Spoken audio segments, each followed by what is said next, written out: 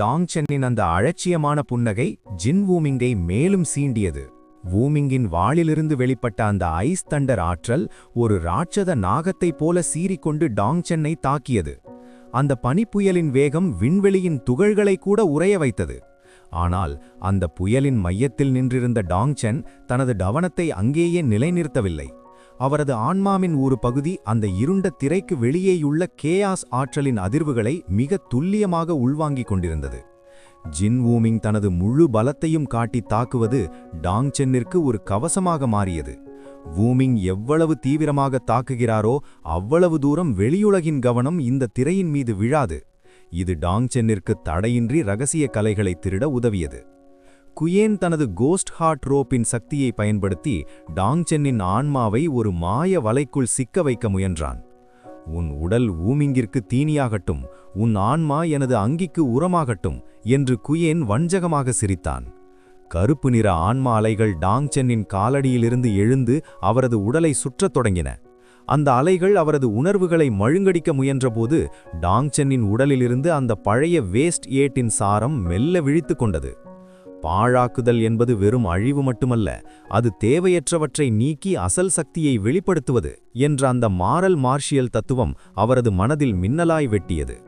அடுத்த கணம் டாங் சென் தனது வாளை பிடிப்பதை கைவிட்டு வெறும் கைகளால் அந்த பனிப்புயலை நோக்கினார். அவரது உள்ளங்கையிலிருந்து ஒரு சாம்பல் நிற ஒளியும் அதனுள் பொதிந்திருந்த 8 நாகங்களின் நிழலும் வெளிப்பட்டன. ஐஸ் தண்டர் என்பது இயற்கையின் ஒரு மாற்றம் மட்டுமே, ஆனால் எனது இந்த ஆற்றல் இயற்கையேயே ஆரம்ப புள்ளிக்கு கொண்டு செல்லும் சிதைவு என்றவர் கூற, அந்த பயங்கரமான பனிப்புயல் டாங் சென்னின் கைகளை நெருங்கியதும் அப்படியே செயலற்று போனது. இடி மின்னல்கள் அடங்கின. வீசிய காற்று ஒரு மெல்லிய தென்றலாக மாறி மறைந்தது. ஜின் வூமிங் அதிர்ச்சியில் கண்கள் பிதுங்க நின்றான். அவனது ஐஸ் தண்டர் வித்தை இப்படி ஒரு சிறு அசைவில் முறியடிக்கப்படும் என்று அவன் கனவிலும் நினைக்கவில்லை. அதே சமயம் குயேனின் ஆன்ம வலைகள் டாங் சென்னின் லிமிட்லெஸ் ஆன்மாவிடம் மோதியபோது ஒரு மாபெரும் இரும்புச் சுவரில் மோதிய காகிதத்தைப் போல சிதறின. டாங் சென்னின் ஆன்ம பலம் இப்போது ஒரு மகா சமுத்திரத்தைப் போல பொங்கி எழுந்தது. அந்த இருண்ட திரைக்குள் ஒரு மாபெரும் அழுத்தம் உருவானது. அது குயேன் மற்றும் வூமிங் ஆகிய இருவரையும் முழங்காலிட வைத்தது. டாங் சென் அவர்களை நோக்கி மெல்ல நடந்து வந்தார். நீங்கள் இருவரும் எனக்கு மிகவும் உதவியாக இருந்தீர்கள். இப்போது நான் கற்றுக்கொண்ட கேயாஸ் மற்றும் சைக்கிள் ஃபிஸ்ட் நுணுக்கங்களை உங்களை வைத்தே சோதித்து பார்க்கலாமா என்று அவர் கேட்க, அந்த இரு மேதைகளின் இதயங்களிலும் முதன்முறையாக தப்பிக்க முடியாத மரண பயம் குடியேறியது. ஜின் வூமிங்கின் அந்த இடிமின்னல் கோலம் ஒரு பிரம்மாண்டமான விண்கல்லைப் போல டாங் சென்னை நோக்கி பாய்ந்து வந்தது. அதன் அதிர்வுகள் அந்த மாயத் திரையையே கிழிப்பது போல் இருந்தன. ஆனால் டாங் சென் ஒரு சிறு குழந்தைக்கு பாடம் புகட்டுவது போல தனது வாளை மிக மென்மையாக அந்த மின்னல் கோலத்தின் மீது வைத்தார். ஒரு நீர்க்குமிழி உடைவது போன்ற சத்தத்துடன் வூமிங்கின் அந்த மகா வித்தை சிதறிப்போனது.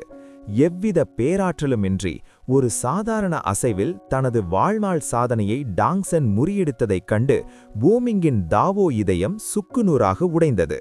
அதே சமயம் குயேன் தனது கோஸ்ட் ஹார்ட் அங்கியிலிருந்த அந்த மண்டையோட்டை உயிர்ப்பித்தான்.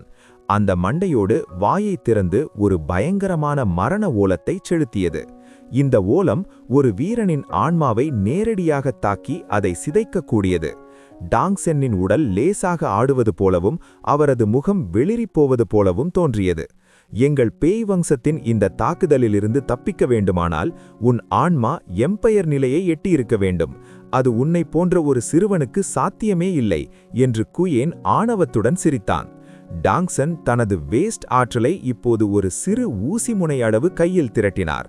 அந்த சிறு புள்ளியிலிருந்து கிளம்பிய அழுத்தம் குயேனின் மண்டையோடு ஓலத்தை அப்படியே அமுக்கியது. குயேன் தனது ஆன்ம சக்தியை முழுமையாக செலவழித்து அந்த பேய் ஓலத்தை தொடர்ந்து எழுப்பிக் கொண்டிருந்தான். ஒரு ஊதுபத்தி எரியும் நேரம் வரை டாங் சென் தள்ளாடுவது போல தெரிந்தாலும் 2வது ஊதுபத்தியும் எரிந்து முடிந்த பிறகும் அவர் அப்படியே நிற்பதைக் கண்ட குயேனின் முகம் கருத்தது. அவனது ஆன்ம ஆற்றல் வற்றிப்போய் உடல் நடுங்கத் தொடங்கியது. ஆனால் டாங் சென் இன்னமும் இதோ விழுந்து விடுவேன் என்பது போலவே நடித்து கொண்டிருந்தார். ஜின் வூமிங் இதை கவனித்துவிட்டு, குயேன், அந்த சிறுவன் நம்மை ஏமாற்றுகிறான், அவன் நடிப்பை பார் என்று ஆத்திரத்துடன் கத்தினான். பிடிபட்டதை உணர்ந்த டாங் சென் தனது சோம்பேறித்தனமான பாவனையை கைவிட்டு நிமிர்ந்து நின்றார். கண்டுபிடித்து விட்டீர்களா? நான் ஒரு அழகான வீரன் என்பதால் என் நடிப்புத் திறன் அவ்வளவு சிறப்பாக இல்லை போலிருக்கிறது என்று கேலியாக கூறினார். குயேனின் கண்கள் அதிர்ச்சியில் பிதுங்கின. உச்சகட்ட யூனிட்டி நிலை வீரர்களின் ஆன்மாவையே சிதைக்கக்கூடிய தனது தாக்குதலை டாங்சன் ஒரு தென்றல் போல கடந்து வந்திருப்பதை அவனால் நம்பவே முடியவில்லை. உனது ஆன்ம பலம் எம்பையர் நிலையை தாண்டிவிட்டதா? இது எப்படி சாத்தியம் என்று அவன் அலறினான். சீலிங் ஸ்பிரிட் கோஸ்ட் வம்சத்திலேயே கூட இவ்வளவு வலிமையான ஆன்மா கொண்ட ஒருவனை அவன் கண்டதில்லை. டாங்சென் மெதுவாக புன்னகைத்து, உண்மையை சொல்லப்போனால் உங்கள் இருவருடனும் எனக்கு எந்த பகையும் இல்லை. நாம் ஏன் வீணாக போரிட வேண்டும்? சமாதானமாக பேசி முடிக்கலாமே. நாம் இங்கே ரத்தம் சிந்துவதால் லாபமடையப் போவது அந்த ஷீ மற்றும் சூ வம்சங்கள் மட்டும்தான். அவர்களது சதுரங்க ஆட்டத்தில் நாம் வெறும் பகடைக்காய்கள் மட்டுமே என்று நிதானமாக சொன்னார். டாங்சென்னின் இந்த பேச்சு வூமிங் மற்றும் குயேனை ஒரு கணம் யோசிக்க வைத்தது.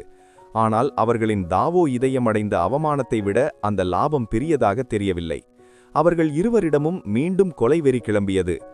டாங்சென் லேசாக பெருமூச்சு விட்டார். சரி, சமாதானத்தை நீங்கள் விரும்பவில்லை என்றால் நான் கற்றுக்கொண்ட அந்த புதிய வித்தையை உங்கள் மீது சோதிப்பதைத் தவிர எனக்கு வேறு வழி இல்லை என்றார். டாங்சென் இப்போது தனது கைகளை ஒரு விசித்திரமான முத்திரையில் இணைத்தார்.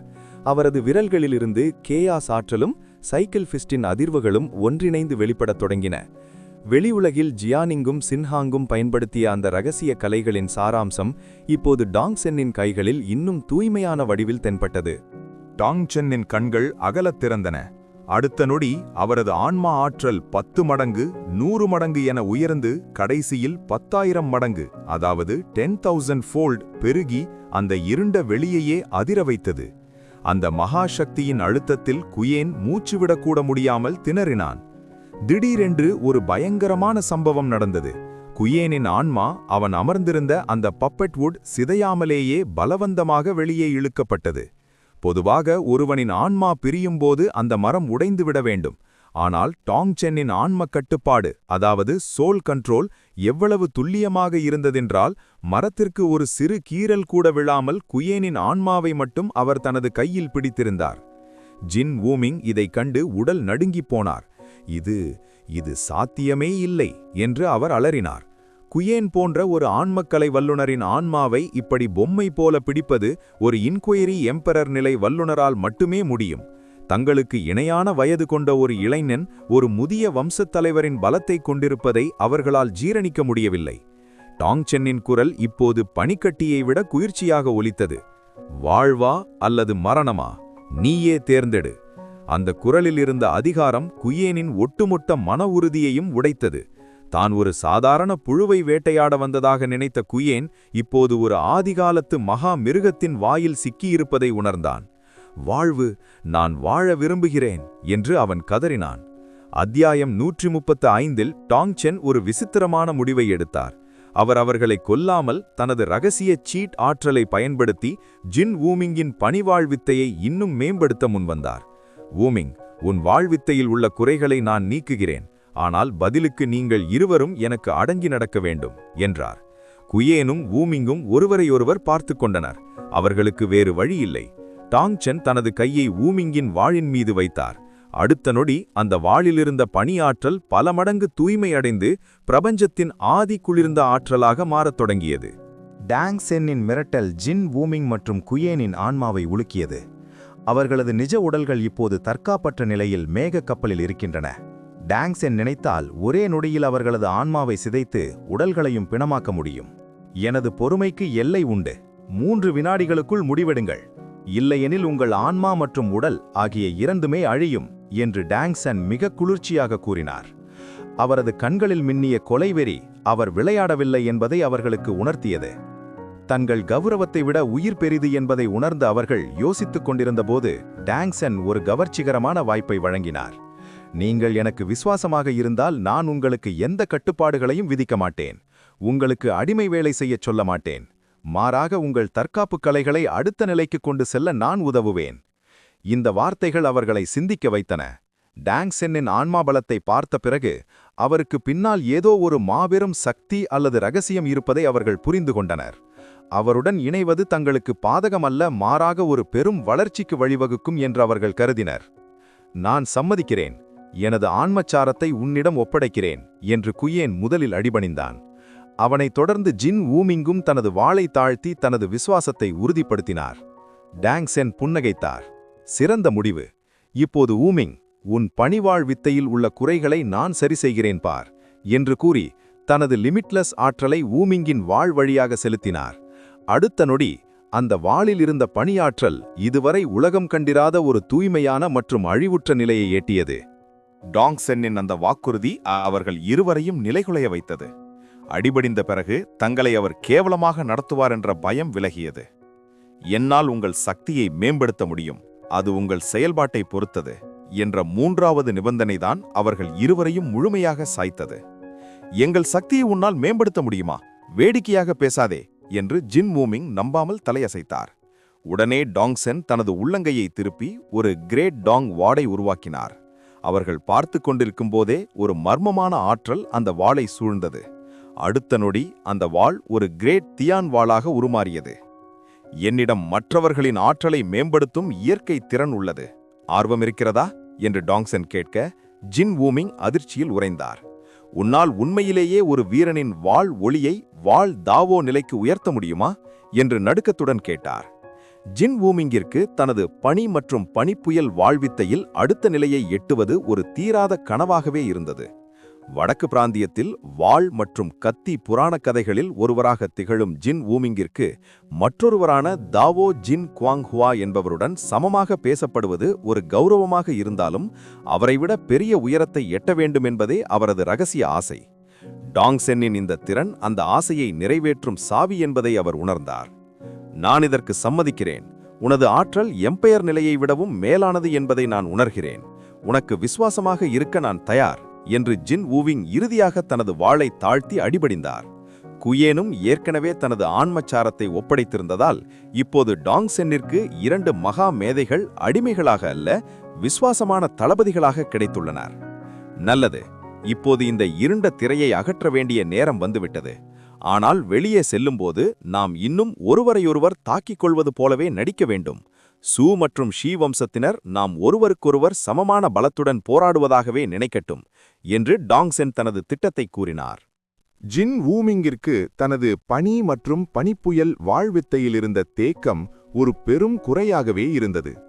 அவரது எதிரியான தாவோ ஜின் குவாங் ஹுவா தனது கத்தி வித்தையில் அடுத்த நிலையை எட்டியபோது வூமிங் மட்டும் வெறும் 6ஆ நிலையிலேயே நின்றுவிட்ட அவமானம் அவரை வாட்டியது. அதற்காகவே அவர் ஷீ வம்சத்திற்கு அடிபணிந்து கிடந்தார். ஆனால் இப்போது டாங் சென் அந்த ஷீ வம்சத்தை விடவும் பன்மடங்கு சக்தி வாய்ந்த ஒரு வாய்ப்பை வழங்கியுள்ளார். நல்லது, நான் உனக்கு சேவை செய்கிறேன்.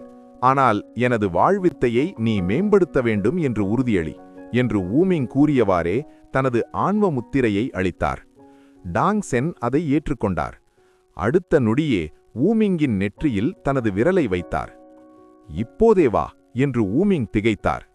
இவ்வளவு சீக்கிரமாக ஒருவனின் தற்காப்பு கலை நிலையை உயர்த்துவது என்பது கற்பனைக்கும் எட்டாத ஒன்று. குயேன் ஒரு ஓரத்தில் நின்று இதையெல்லாம் சந்தேகத்துடன் பார்த்து கொண்டிருந்தான். டாங் சென் உண்மையிலேயே இதை செய்வாரா அல்லது இது வெறும் ஏமாற்று வேலையா என்பதை அறிய அவன் ஆவலாக இருந்தான். டாங் சென் தனது அபாரமான ஆன்ம சக்தியை மீண்டும் ஒருமுறை வெளிப்படுத்தினார். ஆனால் உண்மையில் அது அவரது இரகசிய சிஸ்டம் ஆற்றலை மறைப்பதற்கான ஒரு தந்திரமே ஆகும். சிஸ்டம், இவனது பனி மற்றும் பனிப்புயல் வாழ்வித்தையை மேம்படுத்து 10,000 மடங்கு பெருக்கத்துடன். அடுத்த நொடி ஜின் வூமிங்கின் உடல் கடுமையாக அதிர்ந்தது. அவனது நரம்புகளுக்குள் ஓடிய பனி ஆற்றல் திடீரென ஒரு எரிமலை குழம்பை போல கொதிக்கத் தொடங்கி பின் ஒரு உறைபனிக் கடலாக மாறியது. அவனது வாள் ஆறா கிழிந்து அதுவரை அவன் கனவு கண்ட வாள் தாவோ நிலைக்கு அது அசுர வேகத்தில் முன்னேறியது. அந்த இருண்ட திரைக்குள்ளேயே ஒரு பிரம்மாண்டமான உறைபனி வாள்பிம்பம் தோன்றி அந்த வெற்றிடத்தையே உறைய வைத்தது. ஜின் வூமிங் தனது கண்களை திறந்தபோது அவரது பார்வையில் ஒரு புதிய தெளிவு இருந்தது.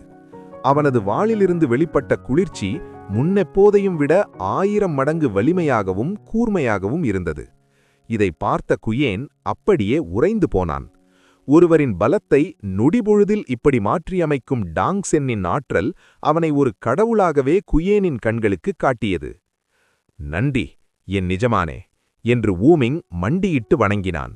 அவனது குரலில் இப்போது வெறும் பயம் மட்டுமல்ல, உண்மையான விசுவாசமும் கலந்திருந்தது. டாங்சென் மெல்லிய புன்னகையுடன், விசுவாசம் என்பது வார்த்தைகளில் அல்ல, செயலில் இருக்க வேண்டும். இப்போது நாம் வெளியே போக வேண்டிய நேரம் வந்துவிட்டது. போலிச் சண்டையை தொடங்குங்கள் என்று கட்டளையிட்டார். அந்த இருண்ட திரை இப்போது மெல்ல மெல்ல கரையத் தொடங்கியது. ஜின் வூமிங்கின் உடலுக்குள் ஏற்பட்ட மாற்றம் விவரிக்க முடியாத வேகத்தில் நடந்தது. 10,000 மடங்கு பருக்கத்தால் பல தசாப்தங்களாக அவர் செய்ய வேண்டிய கடின உழைப்பு ஒரு நொடியில் நிகழ்ந்தது. அவரது பணிவாள் ஆற்றல் அதன் உச்சத்தை அடைந்து அந்த இருண்ட திரைக்குள்ளேயே ஒரு புதிய உலகத்தை படைத்தது. குயேனின் கண்கள் அதிர்ச்சியில் அகல விரிந்தன. இது தாவோ வெளிப்பாடு அல்லது டாவோ மேனிஃபெஸ்டேஷன் என்று அவன் அலறினான். ஜின் வூமிங் இந்த நிலையை அடைய இன்னும் 20 அல்லது 30 ஆண்டுகள் ஆகும் என்று குயேன் கணித்திருந்தான். ஆனால் இப்போது ஒரு அழகான பனிமலராக அந்த வாழ் தாவோ வெளிப்பட்டது. அந்த பனிமலர் எதன் மீது விழுந்ததோ அது இருந்த இடம் தெரியாமல் அழிந்தது. அது வெறும் பனி அல்ல, முடிவற்ற வாழ்முனை தாக்குதல்களின் தொகுப்பு. ஜின் வூமிங்கின் உடலில் இப்போது புனித வாழ் என்ற ஆயுதம் தேவைப்படவில்லை. அவரது மூச்சுக்காற்று, அவரது மயிர்கால்கள் என உடலின் ஒவ்வொரு அணுவும் ஒரு கூர்மையான வாளாக மாறியது. அவர் இப்போது வாழ் தாவோவின் முழுமையான வடிவம், அதாவது எம்பாடிமெண்ட் ஆஃப் ஸ்வாட் டாவோ.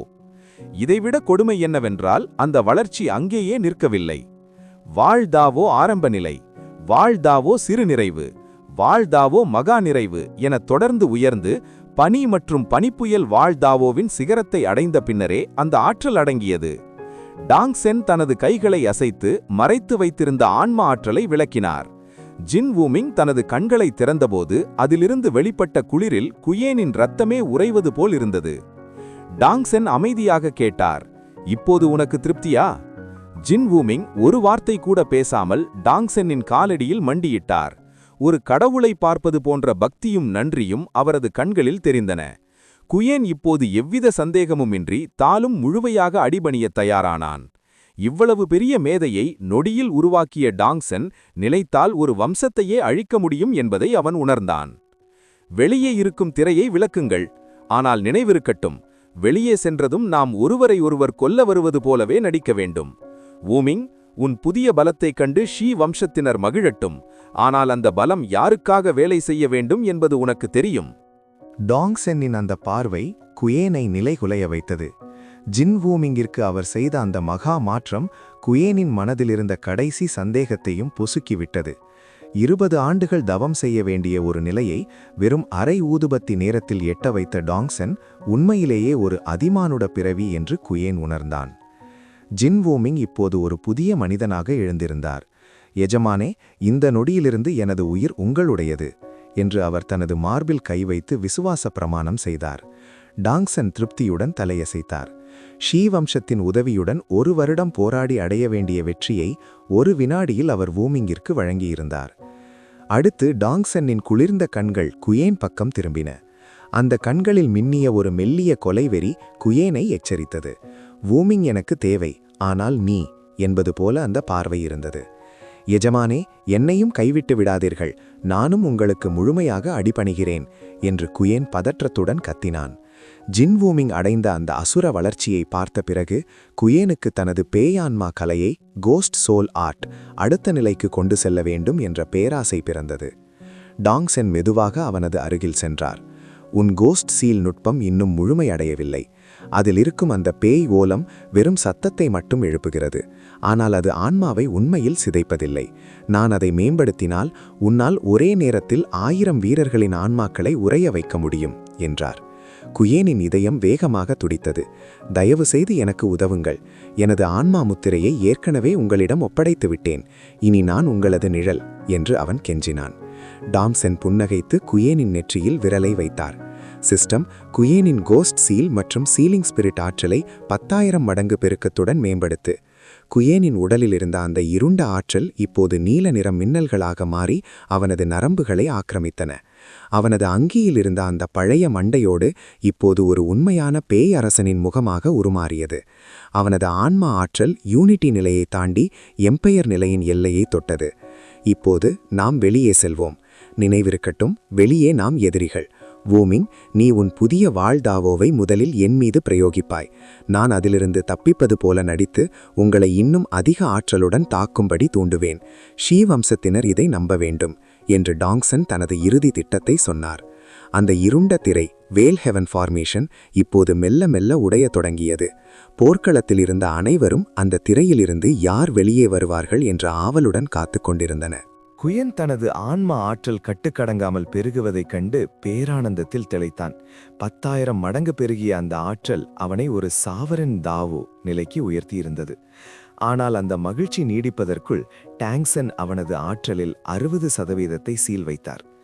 உனது உடல் இந்த அசுர ஆன்ம பலத்தை தாங்கும் அளவுக்கு இன்னும் தயாராகவில்லை. முழு பலத்தையும் இப்போதே அனுமதித்தால் உன் மனநிலை சிதைந்து நீ பைத்தியமாகி விடுவாய்.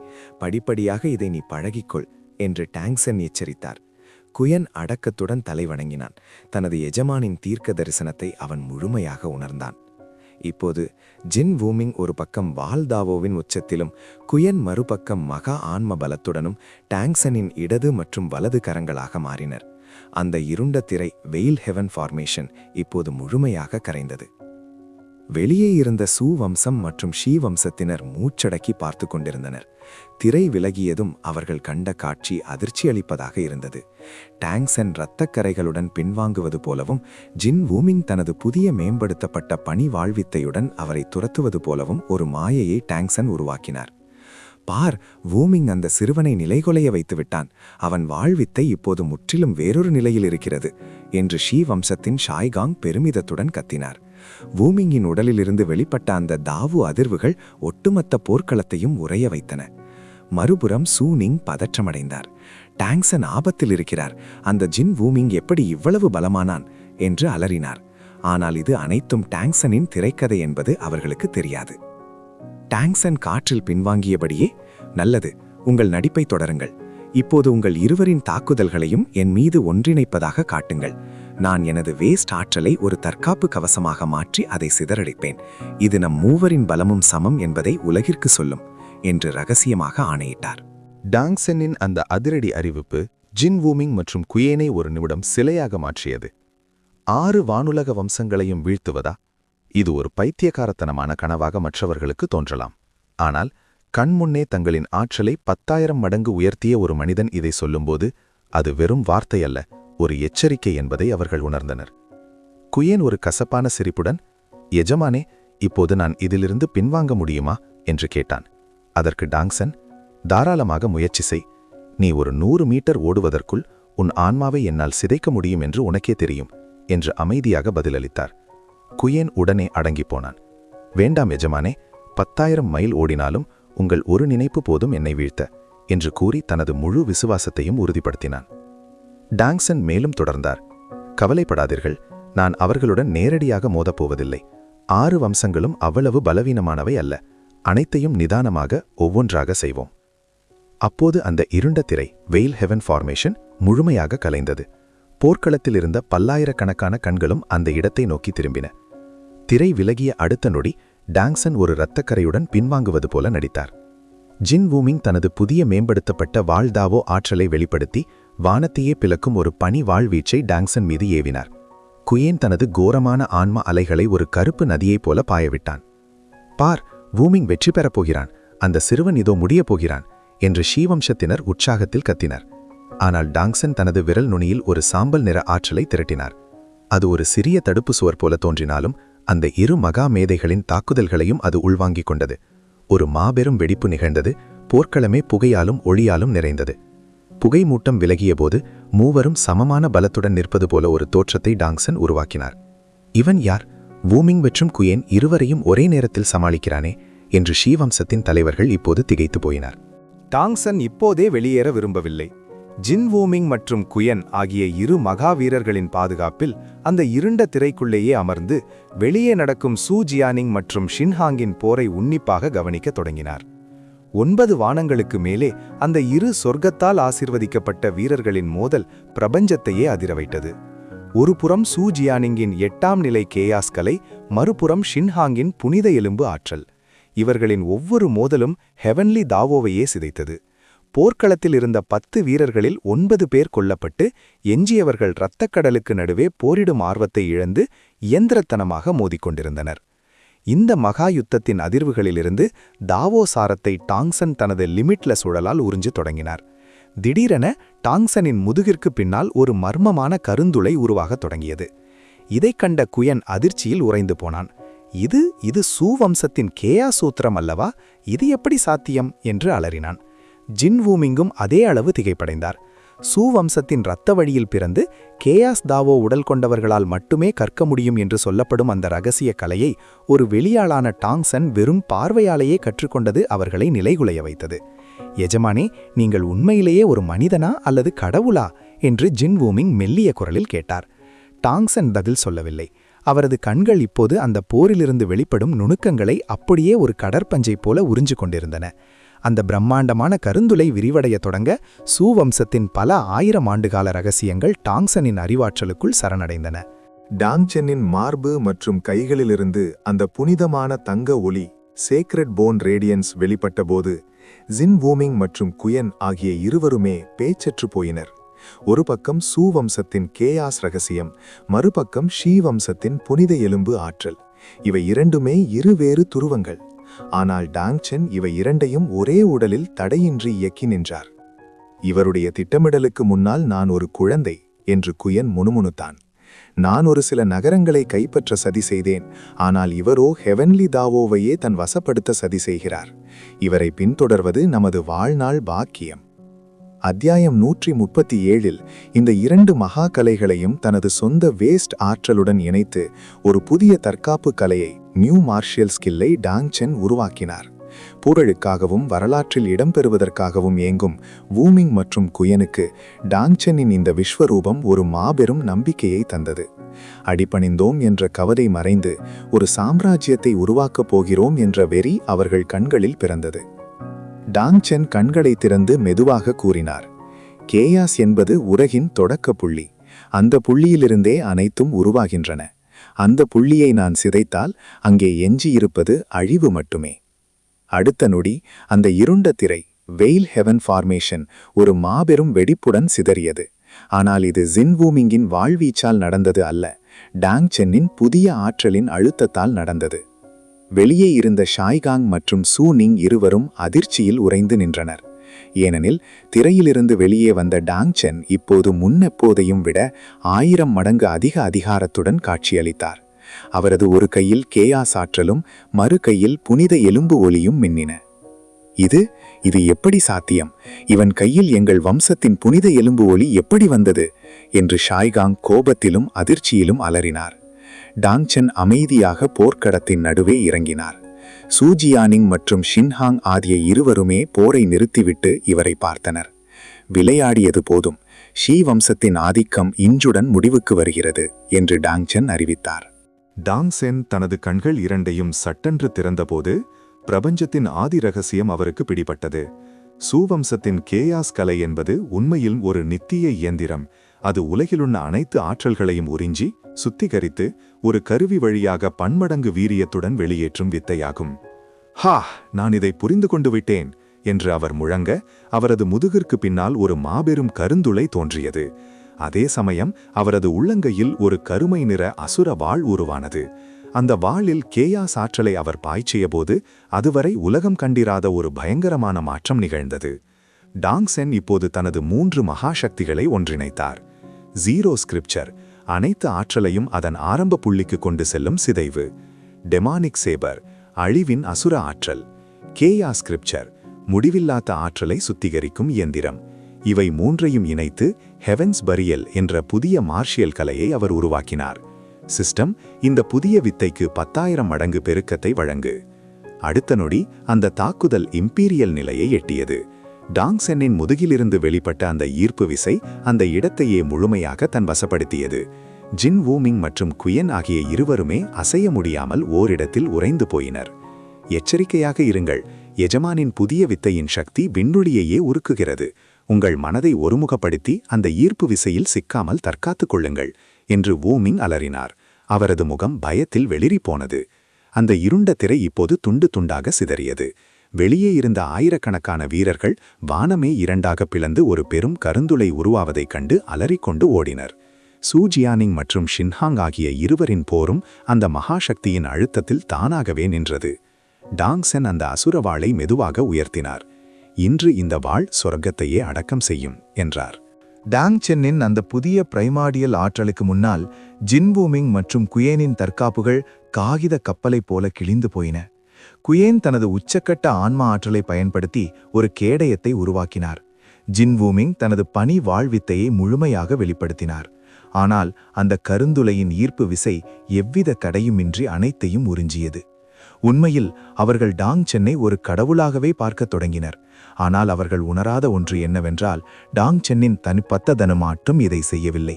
மாறாக அவர் இணைத்த அந்த 3 மகா கலைகளும் சேர்ந்து உருவாக்கிய பூஜ்ய புள்ளி ஆற்றல் இந்த உலகில் அறியப்பட்ட அனைத்து ஆன்மா மற்றும் ஆன்மீக ஆற்றல்களையும் புறக்கணிக்கும் தன்மை கொண்டது.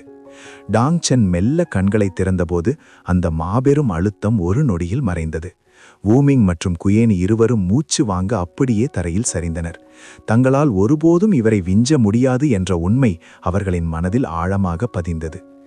எஜமானே, உங்க தெய்வீக ஆற்றலுக்கு இந்த அகிலத்தில் ஈடு இணை ஏதுமில்லை என்று குயேன் நடுக்கத்துடன் கூறினார்.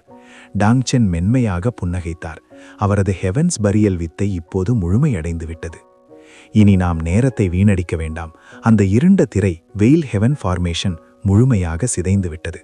இப்போது உலகத்தின் பார்வை என் மீது விழும். வூமிங், குயேன், உங்கள் நடிப்பை தொடங்குங்கள் என்று டாங் சென் கட்டளையிட்டார். அடுத்த நொடி சிதைந்த திரையின் துகள்களுக்கு நடுவே இருந்து டாங் சென் வான் நோக்கி பாய்ங்க. பின்னர் வூமிங் இருவரும் அவரை துரத்துவது போல பயங்கரமான கத்தல்களுடன் பாய்ந்து வந்தனர். போர்க்களத்தில் இருந்த ஷாய்காங் மற்றும் சூனிங் இருவரும் நிமிர்ந்து பார்த்தனர். அங்கே அவர்கள் கண்டது ஒரு சாதாரண வீரனை அல்ல, வானத்தையே அடக்கம் செய்ய துணியும் ஒரு மகா சக்தியை. டாங்சென் தனது திட்டத்தின் இறுதி அங்கத்தை அரங்கேற்றினார். அந்த இருண்ட திரை வெயில் ஹெவன் ஃபார்மேஷன் ஒரு மாபெரும் வெடிப்புடன் சிதறியபோது ஒட்டுமொத்த போர்க்களமும் அதிர்ந்தது. சூஜியானிங் மற்றும் ஷின்ஹாங் இருவரும் காயங்களுடன் சோர்வடைந்து நின்றிருந்த வேளையில் இந்த திடீர் வெடிப்பு அனைவரையும் திடுக்கிட வைத்தது. வானில் 3 சக்திகள் பயங்கரமான வேகத்தில் மோதிக்கொண்டன. ஜின் வூமிங்கின் அந்த அழகான ஆனால் அபாயகரமான படிக வாள் ஒளி, கிறிஸ்டலைன் பிளேட், குயெனின் அந்த அகோரமான பேய் மண்டையோடு அதன் மரண ஓலத்துடன், டாங் சென்னின் அந்த தூய்மையான யாங் ஒளிப்பிளம்பு. இந்த 3 பேராற்றல்களும் ஒன்றோடொன்று மோதி வெடித்தபோது ஏற்பட்ட அந்த அதிர்ச்சி அலையில் ஜின் வூமிங் மற்றும் குயேனின் உடல்கள் சுக்குநூறாக சிதறின. ஆனால் அவை அவர்களது நிஜ உடல்கள் அல்ல. டாங் சென்னின் திட்டப்படி அவை பப்பட் உட்பொம்மைகள். நடிப்பை சரியாக செய்யுங்கள், உலகம் நம்ப வேண்டும் என்று டாங்சென் அவர்களுக்கு இரகசியமாக ஆணையிட்டார். அந்த பொம்மைகள் சிதைந்தபோது டாங்சென்னும் அந்த தாக்குதலின் முழு வீச்சையும் தன்மீது ஏற்றுக்கொண்டார். அவரது உடல் இப்போது ஒளி ஊடுருவக்கூடிய அளவுக்கு டிரான்ஸ்லூசண்டாக பலவீனமாக காட்சியளித்தது. அவருக்குள்ளிருந்த அந்த பொம்மை உடல் வெடிப்புடலால் நிறைந்து உடைய காத்திருந்தது. இதை பார்த்த சூ வம்சத்தினர் பெரும் உற்சாகமடைந்தனர். அவன் வென்றுவிட்டான், டாங்சென் அந்த 2 மேதைகளையும் அழித்துவிட்டு வெற்றி பெற்றுவிட்டார் என்று சூட்பிங் பரவசத்துடன் கத்தினார். ஷீ வம்சத்தின் முக்கிய தூண்களாக கருதப்பட்ட ஜின் வூமிங் மற்றும் குயேன் ஆகிய இருவரும் ஒரே நேரத்தில் கொல்லப்பட்டதாக அனைவரும் நம்பினர். ஷீ வம்சத்தின் தலைவர் ஷாய்காங் ஆத்திரத்தில் முகம் சிவந்தார். தனது வம்சத்தின் மிகச் சிறந்த 2 வீரர்கள் ஒரு சாதாரண இளைஞனிடம் தோற்றுப்போனதை அவனால் தாங்கிக் கொள்ள முடியவில்லை. ஆனால் உண்மையில் அந்த வீரர்கள் இப்போது டாங்சென்னின் இரகசிய நிழல்களாக மாறிவிட்டனர் என்பது யாருக்கும் தெரியாது. டாங்சென் இப்போது தள்ளாடியபடியே கீழே இறங்கினார். அவரது நடிப்பு எவ்வளவு தத்ரூபமாக இருந்ததென்றால் அவர் உயிருக்கு துடிப்பதாகவே அனைவரும் நினைத்தனர். ஆனால் அந்த நிலையிலும் அவரது கண்கள் ஷின்ஹாங்கை நோக்கி திரும்பின. டாங்சென் அந்த 2 மகா மேதைகளை வீழ்த்திய செய்தி போர்க்களத்தில் ஒரு சுனாமியைப் போல அதிர்வுகளை உண்டாக்கியது. ஷீ வம்சத்தின் ஸ்டோன் கிளானின் 2வது வலிமையான பாதுகாப்பு படையும் அதன் மிகச்சிறந்த தளபதிகளும் துடைத்தெறியப்பட்டனர் என்பது ஷின்ஹாங்கிற்கு பேரிடியாக அமைந்தது. சூ ஜியானிங் இடிமுழக்கத்துடன் சிரித்தார். ஷின்ஹாங், நீ தோற்றுவிட்டாய். ஷின்ஹாங்கின் முகம் அதிர்ச்சியில் விகாரமானது. ஜின் வூமிங் மற்றும் குயன் ஆகிய இருவருமே டாங்சனிடம் வீழ்ந்ததை அவனால் நம்பவே முடியவில்லை.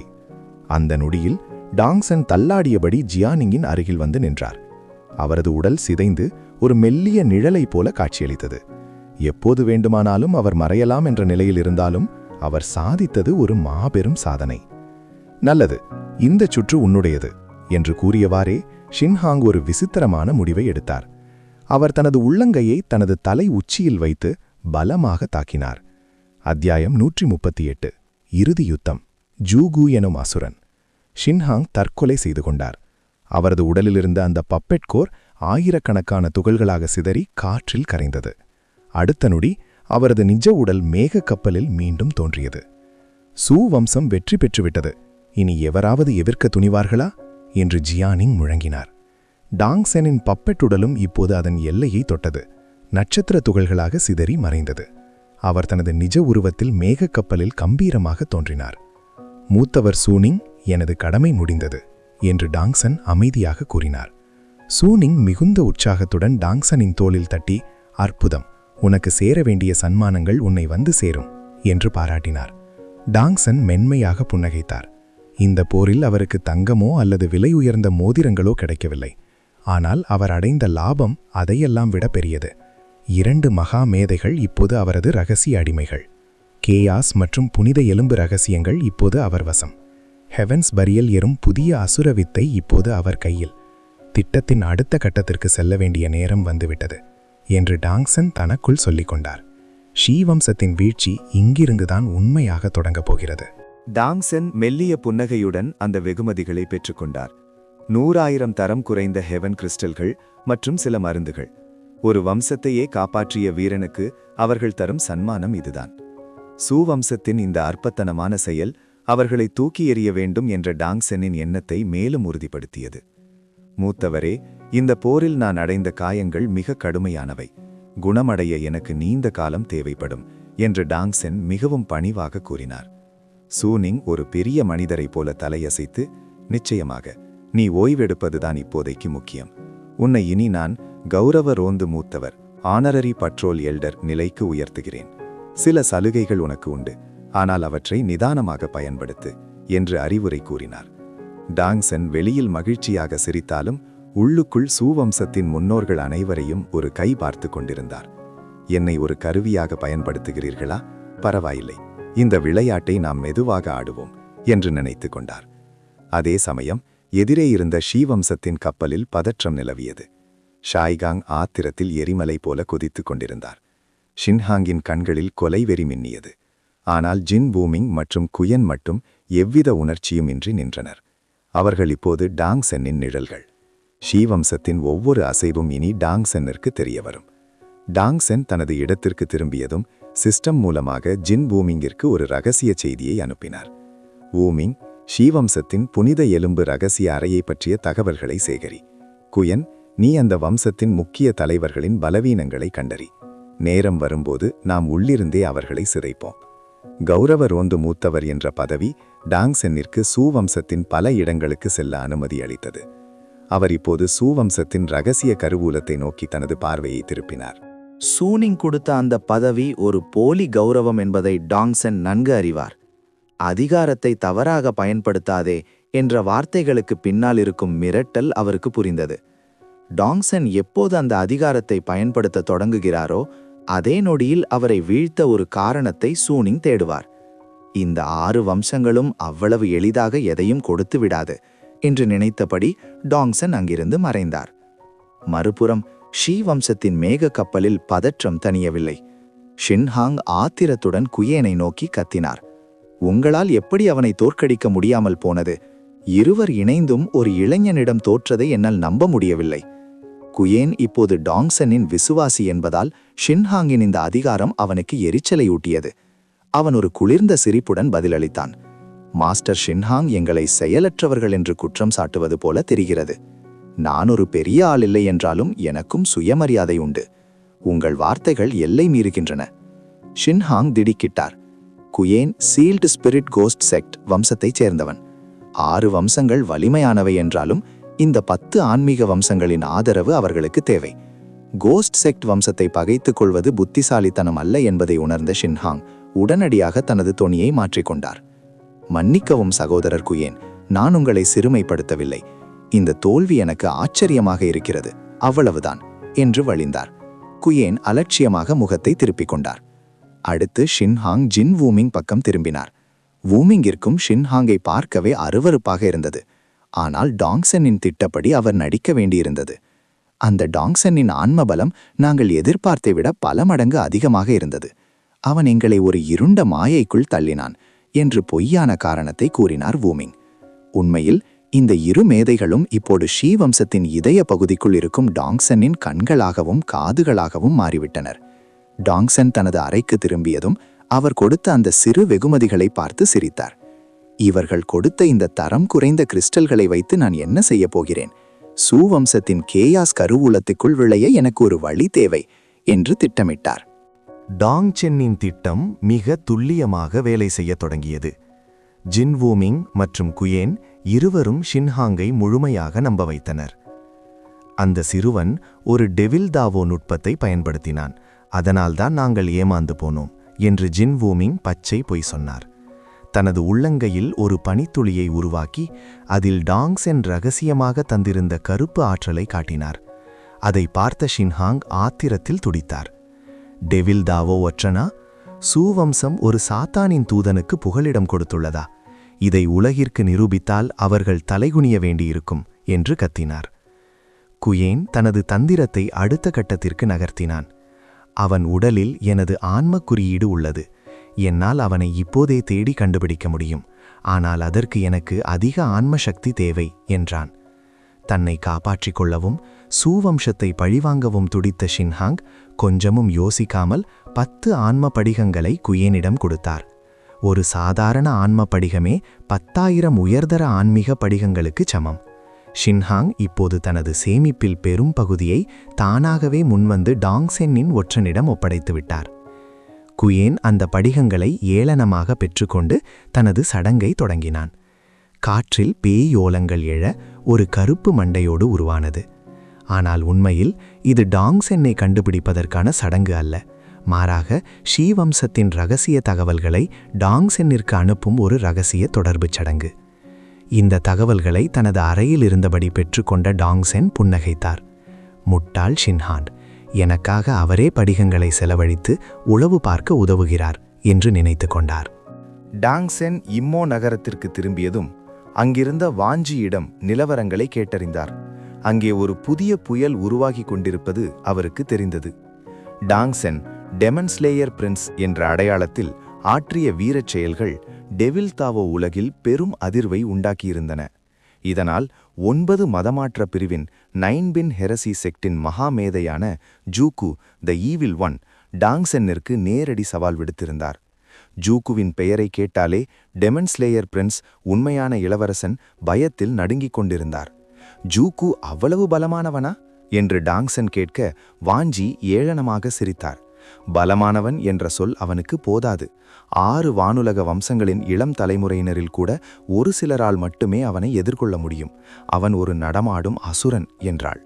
டாங்சென்னின் கண்களில் ஒரு புதிய சதி மின்னியது. அப்படியென்றால் அவனை எனது அடுத்த பகடைக்காயாக மாற்றலாம் என்று நினைத்து கொண்டார். அத்தியாயம் 139. ஜூகுவை வீழ்த்த நான் உதவுகிறேன். நிஜ டெமன்ஸ்லேயர் பிரின்ஸ் இப்போது பித்து பிடித்தவர் போல புலம்பிக் கொண்டிருந்தார். முன்பொரு முறை ஜூகுவின் ஆற்றலை நேரில் பார்த்திருந்த அவருக்கு இந்த சவால் தனது மரண சாசனம் என்பது நன்றாக தெரிந்திருந்தது. ஜூகுவின் ஆன்ம அழுத்தம் அத்தனை பயங்கரமானது. அப்போது டாங்சென் அந்த அறைக்குள் நுழைந்தார். பயப்படாத இளவரசே, அந்த ஜூகுவை நீயே வீழ்த்துவது போன்ற ஒரு மாயையை நான் உருவாக்குவேன். அவன் மரணம் உன் புகழை விண்ணை தொட வைக்கும் என்றார் டாங்சென். இதற்கிடையில் குயன் அனுப்பிய அந்த போலி ஆன்மத்தலை ஸ்பெக்ட்ரல் ஹெட் ஷின்ஹாங்கின் மேக கப்பலை நேராக ஜூகு மற்றும் டாங்சன் மோதவிருக்கும் இடத்திற்கு வழிநடத்தி கொண்டிருந்தது. ஷின்ஹாங் தான் ஒரு டெவில் தாவோ ஒற்றனை பிடிக்கப் போவதாக நினைத்து கொண்டிருக்கிறார். ஆனால் அவர் ஒரு பெரிய டெவில் மற்றும் டெமன் மோதலில் நடுவே சிக்கப் போகிறார் என்பது அவருக்கு தெரியாது. 3 நாட்களில் அந்த சவால் நடக்கட்டும். ஜூகுவின் தலை கீழே விழும்போது ஒட்டுமொத்த டெவில் தாவோ உலகம் எனது காலடியில் இருக்கும் என்று டாங்சன் உறுதியாக கூறினார். டெமன்ஸ்லேயர் பிரின்ஸின் அறைக்குள் மரண பயம் அப்பியிருந்தது. ஜூகுவின் அந்த பிரம்மாண்டமான நிழல் அவரை தூக்கத்திலும் துரத்தியது. நான் சாகப் போகிறேன், நிச்சயமாக சாகப் போகிறேன் என்று அவர் பிதற்றிக் கொண்டிருந்தார். டெவில் தாவோவில் கருணைக்கு இடமில்லை. தோற்றால் ஒன்று மரணம், இல்லையேல் காலடியில் விழுந்த அடிமையாக கிடக்க வேண்டும். இரண்டுமே அவருக்கு நரகமாக தெரிந்தன. சில நாட்களில் அவர் பல கிலோ உடல் எடையை குறைக்கும் அளவுக்கு பதற்றம் அவரை உலுக்கியது. எப்படி அவனை வெல்வது? இந்த கேள்விக்கு அவரிடம் பதில் இல்லை. சரியாக சவாலின் நாள் வந்தபோது ஒரு பெண் அரக்க கலைஞர் கதவை தட்டி, இளவரசே, ஜூகுவை துவம்சம் செய்ய நேரமாகிவிட்டது. உங்களை எண்ணி ஒட்டுமொத்த டெவில் உலகமே பெருமைப்படுகிறது என்றாள். வெளியே இருப்பவர்கள் அவரது பயத்தை போர்வெறி என்று தவறாக புரிந்து கொண்டனர். இந்த வார்த்தைகளை கேட்ட இளவரசருக்கு ரத்தம் கக்குவது போன்ற வேதனை உண்டானது. நம்பிக்கையா? நான் இங்கே செத்துக் கொண்டிருக்கிறேன் என்று உள்ளுக்குள் அலறினார். அப்போது இருளிலிருந்து டாங்சென் தோன்றினார். அவரது முகத்தில் ஒரு வஞ்சகமான புன்னகை. இளவரசே, ஏன் இவ்வளவு பதற்றம்? இதோ இந்த ஆன்ம கவசத்தையும் என்னிடம் இருக்கும் ஒரு ரகசிய நிழல் ஊசியையும் வைத்துக்கொள் என்றார்.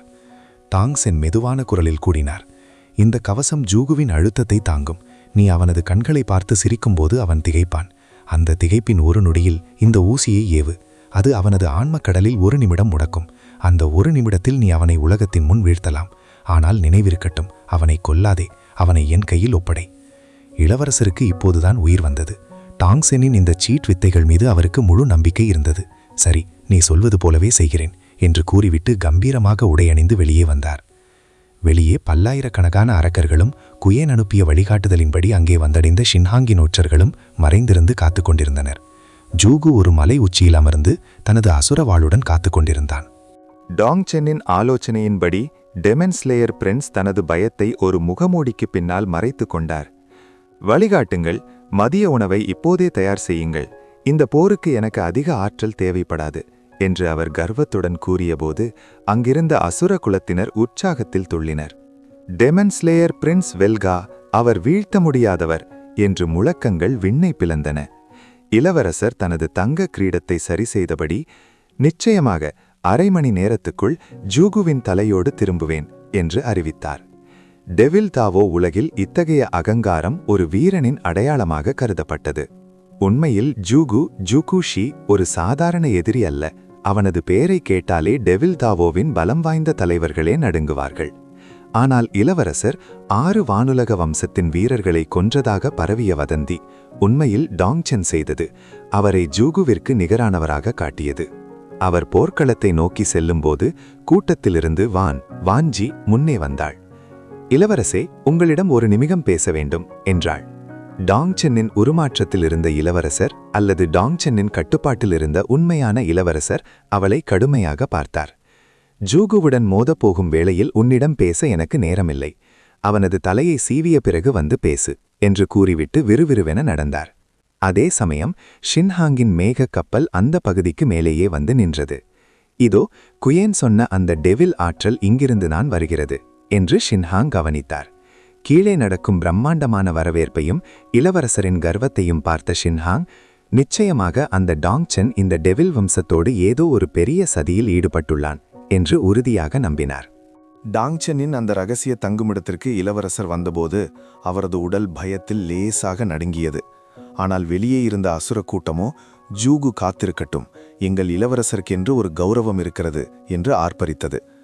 ஜூகு போன்ற ஒரு மகா அசுரனை காக்க வைப்பது என்பது டெவில் தாவோவில் மரணத்திற்கு சமமான துணிச்சல். அமைதியான அந்த முற்றத்தில் டாங்சென் அமர்ந்திருந்தார். அவர் இளவரசரை பார்த்து மென்மையாக சிரித்தார். இளவரசே, ஜூகுவை எண்ணி நீ ஏன் இவ்வளவு அஞ்சுகிறாய்? அவன் ஒரு சாதாரண மனிதன் அல்ல என்பது உண்மைதான். ஆனால் அவனது ஆற்றல் என்பது ஒரு குறிப்பிட்ட இருண்ட மையத்தை சார்ந்தது. அதை நான் சிதைத்துவிட்டால் அவன் ஒரு வெறும் காகித புலி என்றார் டாங்சென். இளவரசர் தட்டுத்தடுமாறி கேட்டார், ஆனால் அவனது வாழ்வீச்சு விண்ணை பிளக்குமே, நான் எப்படி அதை எதிர்கொள்வேன்? டாங்சென் எழுந்து வந்து இளவரசரின் தோளில் கை வைத்தார். சிஸ்டம், இளவரசரின் உடலில் ஒரு தற்காலிக வேஸ்ட் எனர்ஜி கவசத்தை 1000 மடங்கு அடர்த்தியுடன் உருவாக்கு. இப்போது என்ற டாங்சென், இந்த கவசம் அவனது எல்லா தாக்குதல்களையும் உறிஞ்சு கொள்ளும்.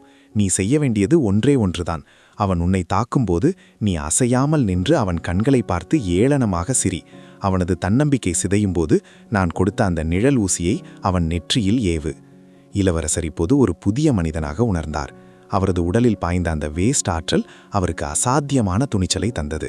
நன்றி மாஸ்டர், இன்று ஜூகுவின் வீழ்ச்சி என் கையால் நடக்கும் என்று கூறிவிட்டு திரும்பினார். அதே சமயம் வெளியே மலை உச்சியில் காத்து கொண்டிருந்த ஜூகுவின் பொறுவி இழந்தது. அவனது அசுரவால் தரையை தொட்டபோது அந்த மலையே அதிர்ந்தது. டெமன்ஸ்லேயர் பிரின்ஸ் எங்கே? அவன் சாக பயந்து ஒளிந்து கொண்டானா என்று அவன் கர்ஜித்தான்.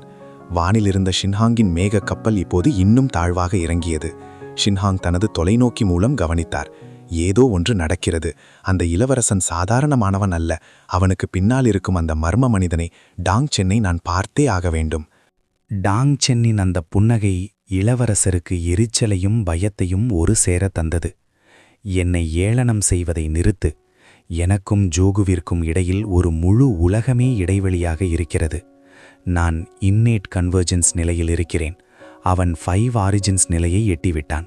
இது தற்கொலைக்கு சமம் என்று இளவரசர் புலம்பினார். டாங் சென் அமைதியாக ஒரு குண்டை தூக்கி போட்டார்.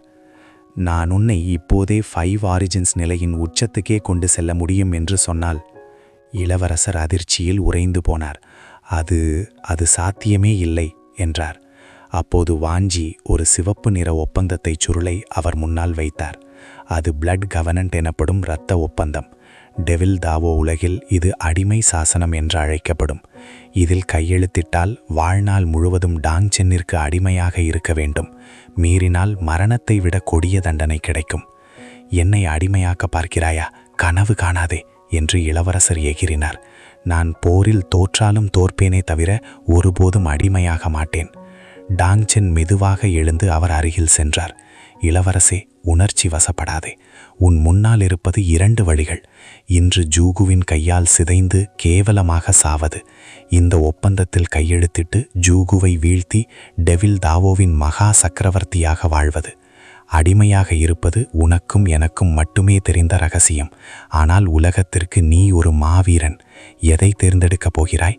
இளவரசரின் கண்கள் அந்த சுருளையே பார்த்து கொண்டிருந்தன. வெளியே ஜோகுவின் கர்ஜனை கேட்டுக்கொண்டிருந்தது. யாதா, பயந்து ஒளிந்து கொண்டாயா என்ற ஜோகுவின் குரல் இளவரசரின் தன்மானத்தை சீண்டியது. அவர் நடுக்கத்துடன் தனது விரலை கடித்து அந்த இரத்த ஒப்பந்தத்தில் கைரேகையை வைத்தார். நல்ல முடிவு என்று சிரித்த டாங் சென் தனது கையை இளவரசரின் தலையில் வைத்தார். சிஸ்டம், 10,000 மடங்கு ஆற்றல் பெருக்கத்துடன் இவருக்கு டார்க் ஆரிஜின் சக்தியை பாய்ச்சு. இப்போதே இவரை 5 ஆரிஜின்ஸ் நிலையின் உச்சிக்கு உயர்த்து. அடுத்த நொடி இளவரசரின் உடலில் இருந்த நரம்புகள் அனைத்தும் கருப்பு நிறமாக மாறின. அவரது உடலிலிருந்து வெளிப்பட்ட அசுர ஆற்றல் அந்த முற்றத்தையே தகர்த்தது. டாங் சென்னின் அந்த அதிரடியான ஆன்மா ஆற்றல் வெளிப்பட்ட போது அந்த அறையே ஒரு கணம் உறைந்து போனது. இளவரசர் யாதா அமர்ந்திருந்த நாற்காலி அதிர்வில் நொறுங்கத் தொடங்கியது. டாங் சென்னின் கண்கள் இப்போது ஒரு மனிதனுடைய கண்கள் போல இல்லை. அவை ஒட்டுமொத்த பிரபஞ்சத்தின் இருளையும் உள்வாங்கிய ஒரு மகா காலனின் கண்களைப் போல தெரிந்தன. எந்த அடிப்படையில் நான் உனக்கு கீழ்ப்படிய வேண்டும் என்று கேட்டாய் அல்லவா? இதுதான் அந்த அடிப்படை என்று டாங் சென் மிக மெல்லிய குரலில் கூறினார். ஆனால் அந்த குரல் இளவரசரின் ஆன்மாவை துளைத்தது. இளவரசர் யாதாவுக்கு மூச்சு திணறியது. அவர் எத்தனையோ 5 ஆரிஜின்ஸ் நிலை வீரர்களை பார்த்திருக்கிறார். ஆனால் இத்தனை அடர்த்தியான, இத்தனை தூய்மையான அழிவு சக்தியை அவர் உணர்ந்ததே இல்லை. டாங் சென் நினைத்தால் ஒரே ஒரு நொடியில் தனது ஆன்மாவை ஒரு காகிதத்தைப் போல கிழித்துவிட முடியும் என்பதை அவர் உணர்ந்தார். சரி சரி, நிறுத்துங்கள் என்று இளவரசர் அலறினார். டாங் சென் தனது ஆற்றலை உடனடியாக திரும்ப பெற்றுக்கொண்டார். சூழல் மீண்டும் இயல்பு நிலைக்கு திரும்பியது. இளவரசர் வியர்வையில் நனைந்து மேஜையை பிடித்துக்கொண்டு மூச்சு வாங்கினார். உன்னை அடிமையாக்கி உனது அன்றாட வாழ்க்கையில் தலையிட எனக்கு நேரமில்லை என்றார் டாங் சென் அலட்சியமாக. எனது குறிக்கோள் இந்த 6 வானுலக வம்சங்களை வீழ்த்துவது மட்டுமே. அதற்கு தேவையான நேரத்தில் உனது உதவி எனக்கு தேவைப்படும். மற்ற நேரங்களில் நீயே இந்த டெவில் தாவோவின் சக்கரவர்த்தியாக இருக்கலாம். இளவரசர் யாதா மெதுவாக அந்த இரத்த ஒப்பந்தத்தை நோக்கி தனது கையை நீட்டினார். எனக்கு வேறு வழியில்லை என்று நினைக்கிறேன் என்று முணுமுணுத்தபடி தனது இரத்தத்தால் அந்த ஒப்பந்தத்தை உறுதிப்படுத்தினார். டாங் சென் திருப்தியுடன் புன்னகைத்தார். நல்லது, இப்போது உனது மேம்படுத்தும் சடங்கை தொடங்குவோம். டாங் சென் தனது விரலை இளவரசரின் நெற்றியில் வைத்தார். சிஸ்டம், டார்க் ஆரிஜின் ஆற்றலை 10,000 மடங்கு செறிவூட்டலுடன் இவருக்கு பாய்ச்சு. இவருடைய இரத்த நாளங்களை இம்பீரியல் டெமன் நிலைக்கு மாற்று. இளவரசர் யாதாவின் உடலிலிருந்து கருப்பு நிற மின்னல்கள் தெரித்தன. அவரது கண்கள் முற்றிலும் சிவப்பாக மாறின. சில நிமிடங்களில் அவர் ஒரு புதிய மகா அசுரனாக உருவெடுத்தார். 5 ஆரிஜின்ஸ் நிலையின் உச்சத்துக்கே அவர் தள்ளப்பட்டார். இப்போது செல். ஜூகு உனக்காக காத்து கொண்டிருக்கிறான். அவனை வீழ்த்தி உனது சிம்மாசனத்தை உறுதி செய் என்று டாங் சென் கட்டளையிட்டார். டாங் சென்னின் அந்த மகா ஆன்மா ஆற்றல் விலகியதும் இளவரசர் யாதா ஒரு நிம்மதி பெருமூச்சு விட்டார். அந்த இரத்த ஒப்பந்தம் இப்போது அவரது ஆன்மாவுடன் பிணைக்கப்பட்டு விட்டது. டாங் சென் ஒரு ரகசிய புன்னகையுடன் அவரை பார்த்தார். சரியான நேரத்தில் சரியான முடிவெடுப்பவனே உண்மையான வீரன். வீண் பிடிவாதம் அழிவைத்தான் தரும் என்றார் டாங் சென். இளவரசர் யாதா இப்போது முற்றிலும் மாறிப்போயிருந்தார். ஆரம்பத்திலிருந்த அந்த போலி கர்வத்தை விட்டுவிட்டு ஒருவித இயல்பான நிலைக்கு திரும்பினார். உண்மையில் அவர் ஒரு நகைச்சுவையான சுபாவம் கொண்டவர் என்பதை டாங்சன் கவனித்தார். சரி, இப்போது நீ எனது ஆள். உன்னை ஜூகுவை விட எல்லாவிதத்திலும் மேலானவனாக மாற்றுவது எனது பொறுப்பு என்று டாங்சன் உறுதியளித்தார். இளவரசர் யாதா முதலில் இதை நம்பவில்லை. எப்படி, வெறும் ஒரு சில நிமிடங்களில் ஒரு முழு பெரும் நிலையை என்னால் எப்படி கடக்க முடியும் என்று கேட்டார். டாங்சன் பதிலளிக்கவில்லை. அவர் தனது கையை மீண்டும் இளவரசரின் தலைக்கு மேலே கொண்டு சென்றார். சிஸ்டம், டார்க் டீமன் ஆரிஜின் ஆற்றலை 10,000 மடங்கு செறிவூட்டலுடன் இவருக்குள் பாய்ச்சு. இவருடைய இரத்தத்தை ராயல் டீமன் நிலைக்கு தரமுயர்த்து. அடுத்த நொடி இளவரசரின் உடலில் இருந்த ஒவ்வொரு அணுவும் அதிர்ந்தது. அவரது நரம்புகள் வழியாக பாய்ந்த அந்த அசுர ஆற்றல் அவரது பழைய இன்னேட் நிலையை சுட்டெரித்துவிட்டு புதிய 5 ஆரிஜின்ஸ் நிலையை உருவாக்கியது.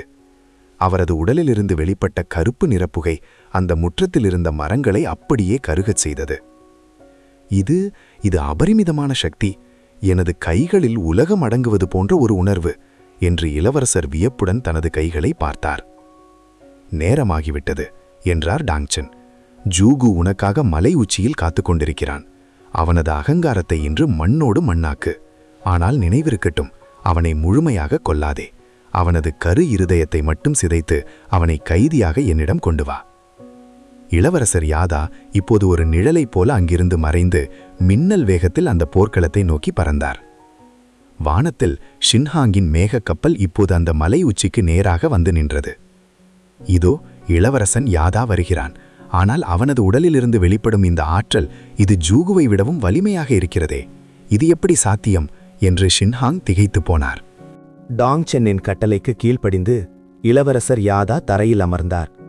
அவரது கண்கள் நம்பிக்கையுடனும் அதே சமயம் ஒருவித அச்சத்துடனும் டாங்சென்னை நோக்கின. இளவரசே, உனது இரத்தத்தில் ஓடுவது சாதாரண அரக்க இரத்தம் அல்ல. அது மகா அசுரன் ஷிவ்வின் இரத்தம். அந்த இரத்தத்தை நான் இப்போது விழித்தெழச் செய்யப் போகிறேன். அதன் பிறகு உனது ஹெவன்லி டீமன் ஸ்லேயர் கலை ஜூகுவின் அந்த மஞ்சள் நதி வித்தையை ஒரு துளி நீராக மாற்றிவிடும் என்றார் டாங்சென். டாங்சென் தனது கைகளை இளவரசரின் முதுகில் வைத்தார். அவரது விரல் நுனிகளிலிருந்து சாம்பல் நிற வேஸ்ட் ஆற்றல் இளவரசரின் உடலுக்குள் ஊடுருவியது. சிஸ்டம், இளவரசர் யாதாவின் ஷிவ் இரத்த அணுக்களை 10,000 மடங்கு வேகத்தில் தூண்டி டீமன் சேயாஸ் நிலையை அடையச் செய். இளவரசரின் உடலில் ஒரு பெரும் மாற்றம் நிகழ்ந்தது. அவரது இதயம் ஒரு போர் முரசத்தைப் போல அதிரத் தொடங்கியது. அவரது கைகளில் ஒரு கருப்பு நிற அசுர கோடரி மெல்ல உருவாவதை அவர் உணர்ந்தார். இதுதான் ஷிவ் வம்சத்தின் உண்மையான ஆயுதம். ஆயுதம் கேட்டாயல்லவா? இதோ உனது இரத்தத்திலிருந்தே உருவான இந்த சேயா சாக்ஸ் தான் உனது கருவி. இது ஜூகுவின் மஞ்சள் நதியை அப்படியே வற்றச் செய்துவிடும் என்று டாங்சென் கூறினார். இளவரசர் யாதா இப்போது எழுந்து நின்றார். அவரது உயரம் ஒரு சில அங்குலங்கள் அதிகரித்திருந்தது. அவரது கண்களிலிருந்து வெளிப்பட்ட ஒளி அந்த அறையின் சுவர்களையே உருக்கத் தொடங்கியது. இப்போது செல், இது வெறும் போர் அல்ல, உனது முன்னோர்களின் புகழை மீட்டெடுக்கும் தருணம் என்று டாங்சென் வழியனுப்பினார். யாதா ஒரு கர்ஜனையுடன் வான் நோக்கி பாய்ந்தார். அவர் சென்ற வேகத்தில் அந்த முற்றமே புழுதி படலமானது. மலை உச்சியில் அமர்ந்திருந்த ஜூகு வானிலிருந்து ஒரு கருப்பு மின்னல் இறங்குவதைக் கண்டு தனது வாளை எடுத்தான். இறுதியாக வந்துவிட்டான். ஆனால் அவனது உடலிலிருந்து வீசும் இந்த வாடை இது சாதாரண அரக்கனின் வாடை அல்லவே என்று ஜூகு திடுக்கிட்டான். அதே சமயம் ஷின்ஹாங்கின் கப்பலில் இருந்த அனைவரும் அந்த மலை உச்சியையே பார்த்து கொண்டிருந்தனர். ஒரு மகா அசுர யுத்தம் தொடங்கப் போவதை உலகம் உணர்ந்தது.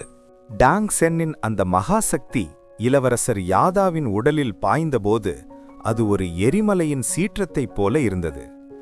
இளவரசர் முதலில் அஞ்சியது போல இது வெளியிலிருந்து திணிக்கப்பட்ட அந்நிய சக்தி அல்ல. மாறாக அவரது இரத்தத்திலேயே உறைந்திருந்த மகா அசுர ஆற்றலை டாங்சென் தட்டி எழுப்பினார். இளவரசரின் உடலுக்குள்ளிருந்த அந்த கிணறு இப்போது ஒரு பேராறாக மாறியது. அவரது 5 உள் உறுப்புகளும் இதயம், கல்லீரல், மண்ணீரல், நுண்ணீரல்கள், சிறுநீரகங்கள் பிரபஞ்ச ஆற்றலை உள்வாங்கிக் கொண்டு 5 யுவான் 5 யுவான் நிலைக்குள் நுழைந்தன. ஆனால் அந்த வேகம் அங்கே நிற்கவில்லை. 5 யுவான் ஆரம்ப நிலை, இனிஷியல் ஸ்டேஜ். 5 யுவான் சிறு சாதனை, மைனர் அக்கம்ப்ளிஷ்மெண்ட். 5 யுவான் மகா சாதனை, மேஜர் அக்கம்ப்ளிஷ்மெண்ட். இளவரசர் யாதா தனது உடலுக்குள் நடக்கும் இந்த மாற்றத்தைக் கண்டு திகைத்துப் போனார். பல தசாப்தங்களாக போராடி அடைய வேண்டிய நிலையை டாங் சென் ஒரு சில நிமிடங்களில் அவருக்கு வழங்கிக் கொண்டிருந்தார். அவரது உடலிலிருந்த அசுர ஆற்றல் இப்போது ஒரு கருப்பு நிற கவசத்தைப் போல அவரது தோலில் படர்ந்தது. கடைசியில் அந்த ஆற்றல் பெருக்கம் 5 யுவான் நிலையின் உச்சியை எட்டியபோது ஒரு பெரும் வெடிப்புச் சத்தம் கேட்டது. அந்த அறையின் மேற்கூரை சிதறியது. டாங் சென் மெதுவாக தனது கையை எடுத்தார். இப்போது எப்படி உணர்கிறாய் என்று கேட்டார். இளவரசர் யாதா எழுந்து நின்றார். அவர் தரையை தொட்டபோது அந்த இடமே சில அங்குலங்கள் உள்வாங்கியது.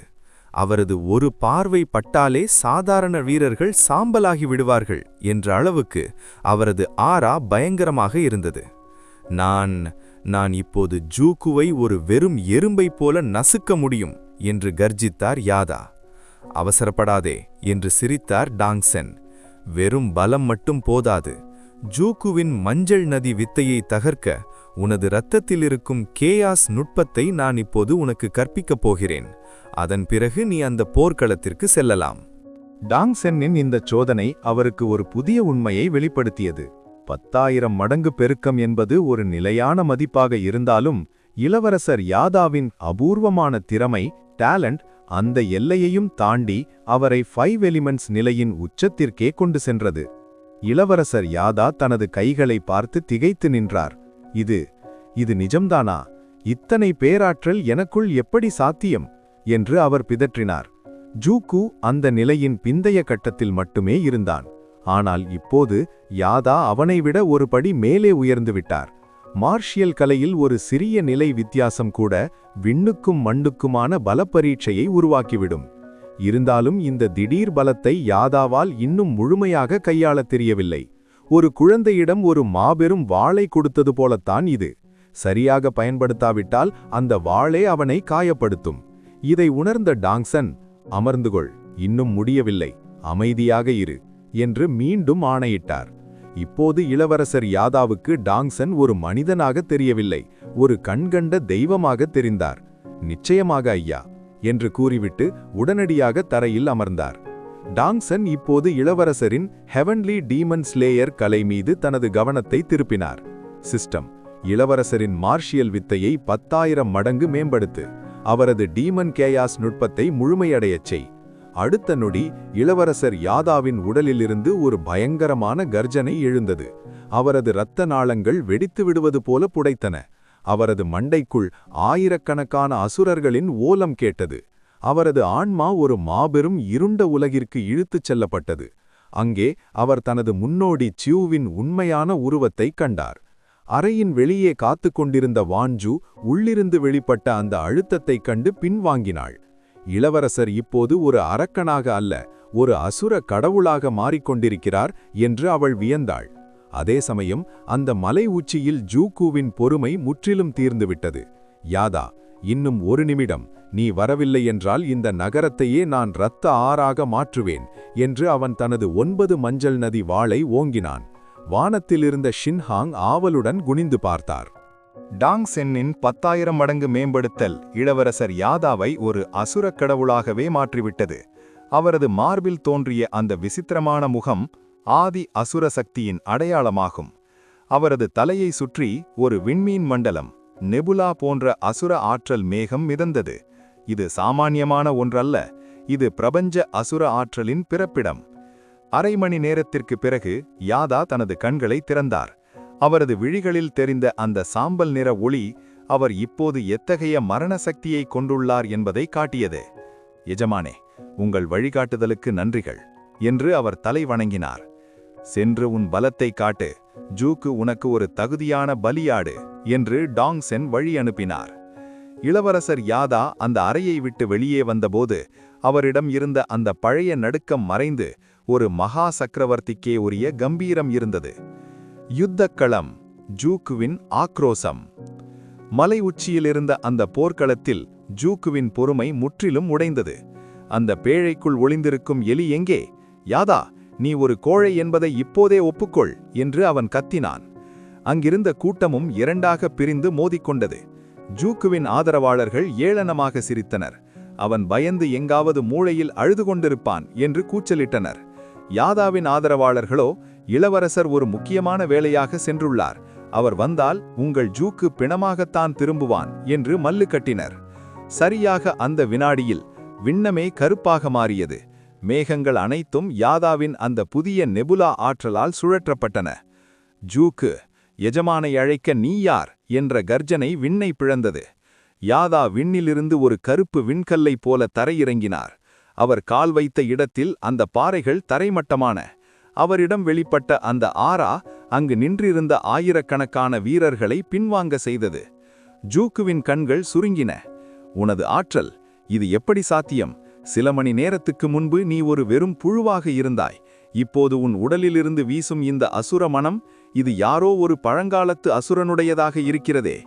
யாவா ஒரு கொடூர புன்னகையுடன் தனது கையை உயர்த்தினார். ஜூக்கு, உனது மஞ்சள் நதி வித்தையை இப்போதே வெளியே இடு. இல்லாவிட்டால் நான் அடுத்த முறை கண் சிமிட்டும்போது உனது தலை உன் உடலில் இருக்காது. ஷின்ஹாங் தனது மேகக் கப்பலிலிருந்து இதை பார்த்து நடுங்கிப் போனான். இது அந்த இளவரசனே அல்ல, அவனுக்குள் ஒரு மகா அசுரன் புகுந்து விட்டான். அந்த டாங்சென், அவன் என்னதான் செய்தான்? யுத்த களம் இப்போது ஒரு மரண அமைதிக்குப் பின் மாபெரும் ஆரவாரத்தில் மூழ்கியது. இளவரசர் யாதா வானிலிருந்து ஒரு சக்கரவர்த்தியைப் போல கைகளை பின்னால் கட்டிக்கொண்டு இறங்கிய விதம் அவரது ஆதரவாளர்களை பரவசத்தின் உச்சிக்கே கொண்டு சென்றது. நான் வந்துவிட்டேன். ஜூகு, உன் வாழ்நாளின் முதல் தோல்வியை சந்திக்க தயாராக இரு என்று யாதா முழங்கினார். ஜூகுவின் கண்கள் கோபத்தில் சிவந்தன. வெறும் வாயால் வடை சுடுவதை நிறுத்து. உன் உடலில் இப்போது ஏதோ ஒரு புதிய மாற்றம் தெளிந்தாலும் அது எனது மஞ்சள் நதி எல்லோ ரிவர் ஆற்றலுக்கு முன்னால் ஒன்றுமே இல்லை என்று கர்ச்சித்தபடி ஜூகு தனது முழு ஆற்றலையும் வெளிப்படுத்தினான். ஜூகுவின் விஸ்வரூபம் 5 தனிமங்களின் சீற்றம். ஜூகுவின் உடலிலிருந்து சாம்பல் மற்றும் வெள்ளை நிற ஆற்றல் அலைகள் சுனாமி போல வெளியேறின. அந்த ஆற்றல் அலைகள் 5 எலிமெண்ட்ஸ் நிலையின் பிந்தைய கட்டத்தைச் சேர்ந்தவை. வானம் இருண்டது. சூரியனும் சந்திரனும் அந்த ஆற்றல் அழுத்தத்தில் மங்கின. 10,000 மைல் சுற்றளவுக்கு அந்த நிலநடுக்கம் உணரப்பட்டது. பார், இதுதான் உண்மையான வலிமை என்று ஜூகுவின் ஆதரவாளர்கள் கத்தினர். ஜூகுவின் கைகளிலிருந்து உருவான அந்த மஞ்சள் நிற மணல் மற்றும் நீர் கலந்த ஆற்றல் வானில் ஒரு மாபெரும் நதியாக உருவெடுத்து யாதாவை சூழ்ந்தது. யாதா அசையாமல் நின்றார். அவரது மார்பிலிருந்த அந்த விசித்திரமான முகம் இப்போது லேசாக சிரிப்பது போல தெரிந்தது. ஜூகு, உனது இந்த ஆற்றல் ஒரு சிறுவன் விளையாடும் பொம்மையைப் போல இருக்கிறது என்று யாதா மிக அமைதியாக கூறினார். அவர் தனது வலது கையை மெதுவாக உயர்த்தினார். அவரது விரல் நுனியிலிருந்து அந்த நெபுலா ஆற்றல் கசிய தொடங்கியது. டாங்சன் வழங்கிய அந்த 10,000 மடங்கு மேம்படுத்தப்பட்ட டெமன்சியாஸ் ஆற்றல் இப்போது விழித்து கொண்டது. வானிலிருந்த அந்த மேகக்கூட்டங்கள் யாதாவின் ஒரு சிறு அசைவில் ஜூகுவின் மஞ்சள் நதியை அப்படியே கட்டி போட்டன. அந்த மாபெரும் நதி இப்போது அப்படியே காற்றில் உறைந்து நின்றது. ஷின்ஹாங் தனது மேக கப்பலிலிருந்து இதை பார்த்து அலறினார். அசையவில்லை. ஜூகுவின் 5 எலிமெண்ட்ஸ் தாக்குதல் அந்த இளவரசனின் ஒரு விரல் அசைவில் உறைந்துவிட்டது. இது சாத்தியமே இல்லை. யாதாவின் உடலிலிருந்து வெடித்த அந்த ஆற்றல் ஜூகுவின் ஒட்டுமொத்த பிரபஞ்சத்தையுமே தலைகீழாக மாற்றியது. மலைகள் சரிந்து விழுவதைப் போன்ற அந்த அதிர்ச்சி அலை ஜூகுவை தாக்கியபோது அவனது இதயம் ஒரு கணம் துடிப்பதை நிறுத்தியது. இது 5 எலிமெண்ட்ஸ் நிலையல்ல, அதையும் தாண்டிய ஒரு மகா இருண்ட சக்தி என்று ஜூகுவின் உள்ளுணர்வு எச்சரித்தது. ஜூகு நிலைகுலைந்து பின்வாங்கியபோது அவனது உடல் காற்றில் ஒரு பந்தை போல தூக்கி எறியப்பட்டது. தரைமட்டமான அந்த மேடையில் அவன் எப்படியோ நிலைதடுமாறி நின்றான். ஆனால் அவனது கர்வமான முகம் இப்போது வெளிரி போயிருந்தது. யாதா ஒரு மெல்லிய சிரிப்புடன் ஜூகுவை நோக்கி தனது விரலை நீட்டினார். ஜூகு, உனது வித்தை முடிந்துவிட்டதா? இப்போது எனது முறை என்று கூறிவிட்டு தனது இரத்தத்திலிருந்து உருவான அந்த கேயாஸ் ஆக்ஸ் ஆற்றலை திரட்டினார். அந்த பிரம்மாண்டமான கருப்பு நிற கோடரியின் நிழல் மலை உச்சியை முழுமையாக மறைத்தது. ஜூகு தனது 9 மஞ்சள் நதி வாளை மீண்டும் ஓங்கினான். ஆனால் யாதாவின் ஒரு சிறு அசைவில் அந்த வாளின் ஒளி மங்கத் தொடங்கியது. ஜூகுவின் ஆதரவாளர்கள் இப்போது பயத்தில் உறைந்து நின்றனர். ஒரு சிலர் அங்கிருந்து ஓடத் தொடங்கினர். வானிலிருந்த ஷின்ஹாங் யாதாவின் இந்த அசுர வளர்ச்சியை கண்டு தனது கைகளை இறுக்கிக் கொண்டார். அந்த டாங்சென், அவன் நிச்சயமாக ஒரு சாதாரண மனிதன் அல்ல, அவன் ஒரு டெவில் தாவோ அரசனையே உருவாக்கி இருக்கிறான் என்று அவர் பயத்துடன் முணுமுணுத்தார். ஜூகுவின் முன்னால் மின்னல் வேகத்தில் தோன்றினார். ஜூகு தாக்குவதற்கு முன்னரே யாதாவின் கை அவனது கழுத்தை பிடித்திருந்தது. யாதா தனது ஆற்றலை ஜூகுவின் உடலுக்குள் செலுத்தினார். ஜூகுவின் ஆன்மக் கடல் கொதித்து அடங்கியது. டாங்சென் மறைந்திருந்து இந்த வேடிக்கையை பார்த்தபடி புன்னகைத்தார். முயல் இப்போது சிங்கத்திடம் சிக்கிவிட்டது என்று அவர் நினைத்து கொண்டார். யாதா இப்போது ஜூகுவை ஒரு கைதியைப் போல தூக்கி பிடித்தார். மண்டியிடு ஜூகு, இன்று முதல் நீயும் உனது 9 மதமாற்றப் பிரிவும் 9 வின் செக்டும் இந்த டெமன் ஸ்லேயர் பிரின்ஸுக்கு அடிமை என்று யாதா கர்ஜித்தபோது ஒட்டுமொத்த இம்மோ நகரமும் அந்த சத்தத்தில் அதிர்ந்தது. டாங்செனின் அந்த ரகசிய திட்டம் முழுமையாக நிறைவேறியது. ஜூகுவின் கரு இருதயம் டார்க் ஹார்ட் இப்போது யாதாவின் கட்டுப்பாட்டில் இருந்தது. யாதா தனது எஜமானான டாங்செனின் கட்டளைக்காக அந்த மலை உச்சியில் நின்றிருந்தார். யாதாவின் இந்த திடீர் விஸ்வரூபம் ஒட்டுமொத்த போர்க்களத்தையும் ஸ்தம்பிக்க வைத்தது. ஜூகு டஜன் கணக்கான அடிகள் பின்வாங்கியதைக் கண்ட கூட்டினர் இளவரசர் யாதா வெல்க, அவரே அகிலத்தின் முதன்மை வீரன் என்று பித்து பிடித்தது போல கத்தினர். ஜூகுவின் முகம் இப்போது சாம்பல் நிறமாக மாறியிருந்தது. Peak of the 5th Yuan realm என்று அவன் திகைப்புடன் முணுமுணுத்தான். கூட்டத்தில் ஒரு ஓரத்தில் வான்வானுடன் நின்றிருந்த டாங்சன் ஒரு சிறு புன்னகையுடன் இந்த நாடகத்தை பார்த்து கொண்டிருந்தார். உண்மையில் டாங்சனின் அந்த 1000 மடங்கு ஆற்றல் பெருக்கம் இல்லை என்றால் ஜூகு யாதாவை ஒரு நொடியில் துவம்சம் செய்திருப்பான் என்பது அவருக்கு மட்டுமே தெரிந்த ரகசியம். ஆனால் இப்போது யாதா ஒரு மாவீரனைப் போல வானத்தில் மிதந்து கொண்டிருந்தார்.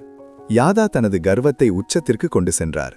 ஜூகுவின் உடல் அந்த அசுர அழுத்தத்தில் மெல்ல வளைவதைக் கண்டு அவர் ஏளனமாக சிரித்தார்.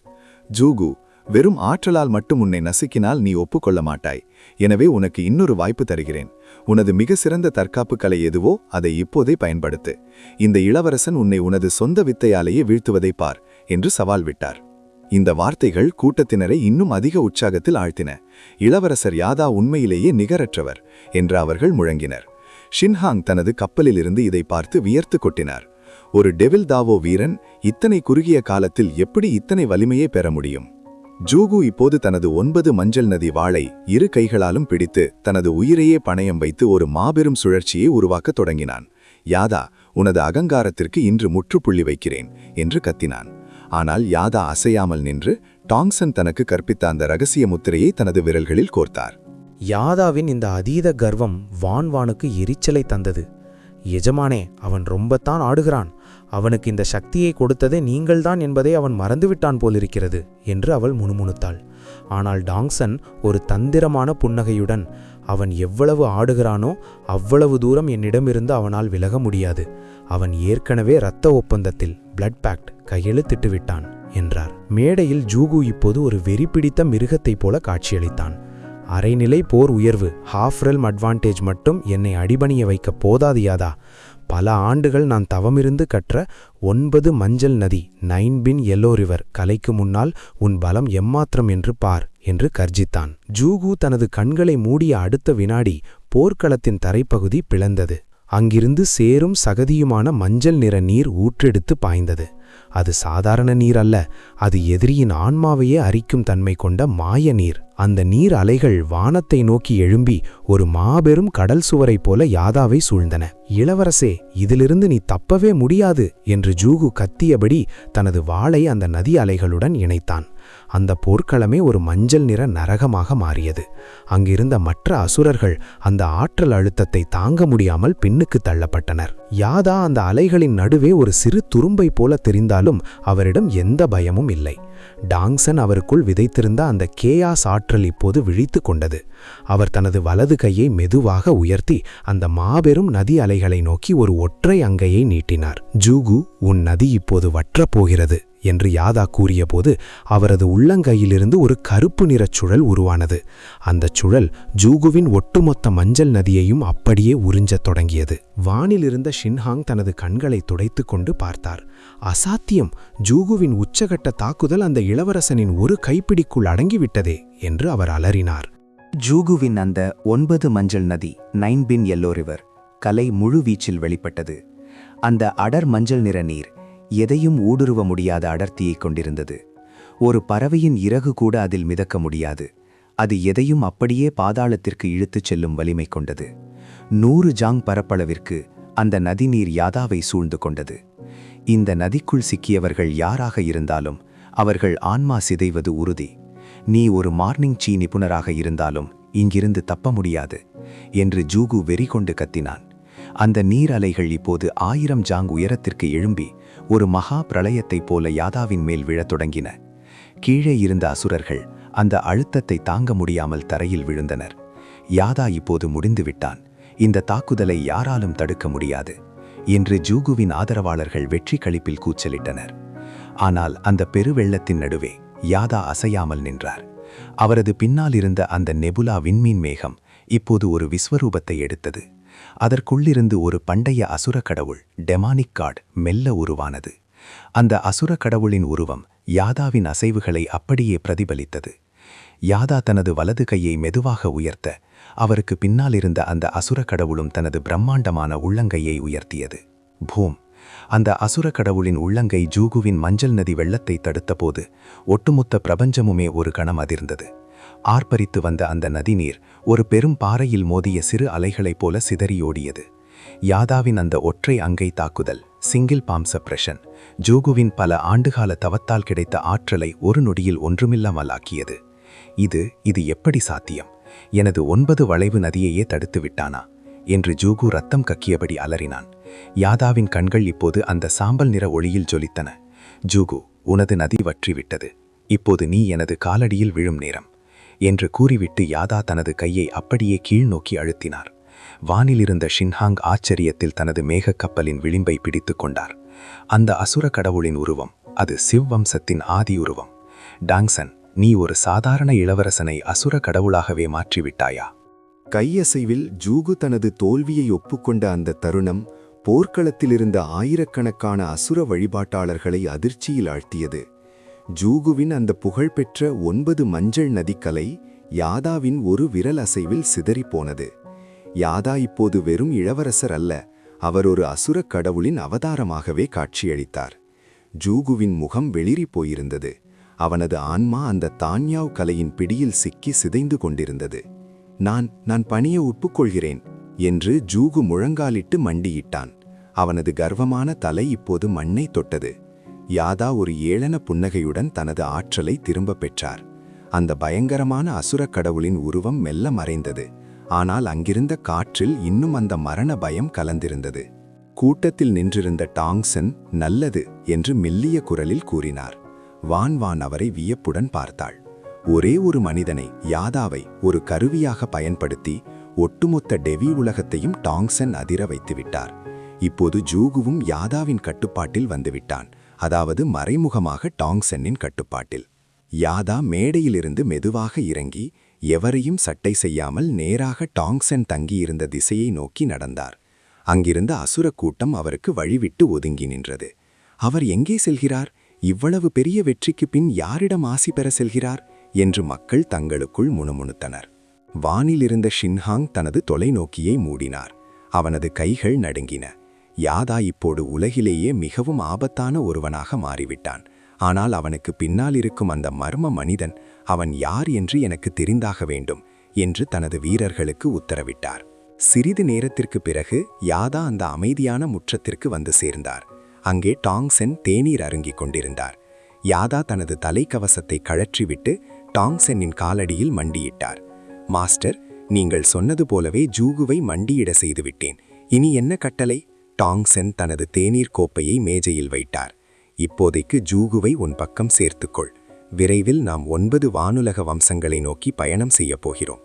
அதற்கு முன் உனது புதிய பலத்தை வைத்து இந்த டெவில் உலகை முழுமையாக உன் குடை கீழ் கொண்டு வா என்றார். யாதாவின் கண்களில் ஒரு புதிய லட்சியம் பிறந்தது. டாங்சென்னின் தயவு இருந்தால் தான் இந்த உலகையே ஆள முடியும் என்பதை அவர் உறுதியாக நம்பினார். டாங்சென்னின் அந்த புன்னகையில் ஒரு தந்திரம் ஒளிந்திருந்தது. வானுலக விதி ஹெவன்லி டாவ் அவரை புறக்கணித்து ஆன்மீக ஆற்றலை அவரிடமிருந்து விலக்கி வைத்தாலும் அவரிடம் இருக்கும் 10,000 மடங்கு பெருக்க அமைப்பு 10,000 fold ஆம்பிளிஃபிகேஷன் சிஸ்டம் அனைத்தையும் மாற்றி அமைக்க வல்லது. வானுலகமே என்னை எதிர்த்தாலும் ஒரு சிறு துளி ஆற்றல் போதும், அதை நான் பேராறாக மாற்றுவேன் என்று டாங்சென் நினைத்தார். அவர் தனது கண் சுமைகளை மெல்ல மூடி சிதறியோடும் அந்த சிறு ஆற்றல் துகள்களை மட்டும் ஈர்த்தார். சாதாரண ஒருவருக்கு அது ஒன்றுமே இல்லை, ஆனால் டாங்சென்னுக்கு அதுவே ஒரு மகா சமுத்திரம். அதே சமயம் போர்க்களத்தில் இளவரசர் யாதா ஒரு மாபெரும் தலைவனைப் போல காட்சியளித்தார். ஜூகு மண்டியிட்டு அவருக்கு கட்டுப்பட்டவுடன் ஒட்டுமொத்த அசுர படையும் உற்சாகத்தில் கத்தியது. யாதாவின் திட்டம் ஷின்ஹாங்கின் மேதையான ஷின்ஹாங்கை தேடிச் சென்று பகிரங்கமாக தூக்கிலிடுவது. ஜூகுவின் நிலை. ஒரு காலத்தில் எதிரியாக இருந்த ஜூகு இப்போது யாதாவின் அபாரமான பலத்தைக் கண்டு அவருக்கு உண்மையான தளபதியாக மாறிவிட்டார். டாங் சென்னின் தந்திரம். யாதாவை ஒரு முகமாக வைத்துக்கொண்டு நிழலில் இருந்து கொண்டே ஷின்ஹாங்கையும் மற்ற 5 வானுலக வம்சங்களையும் ஒழித்து கட்டுவது.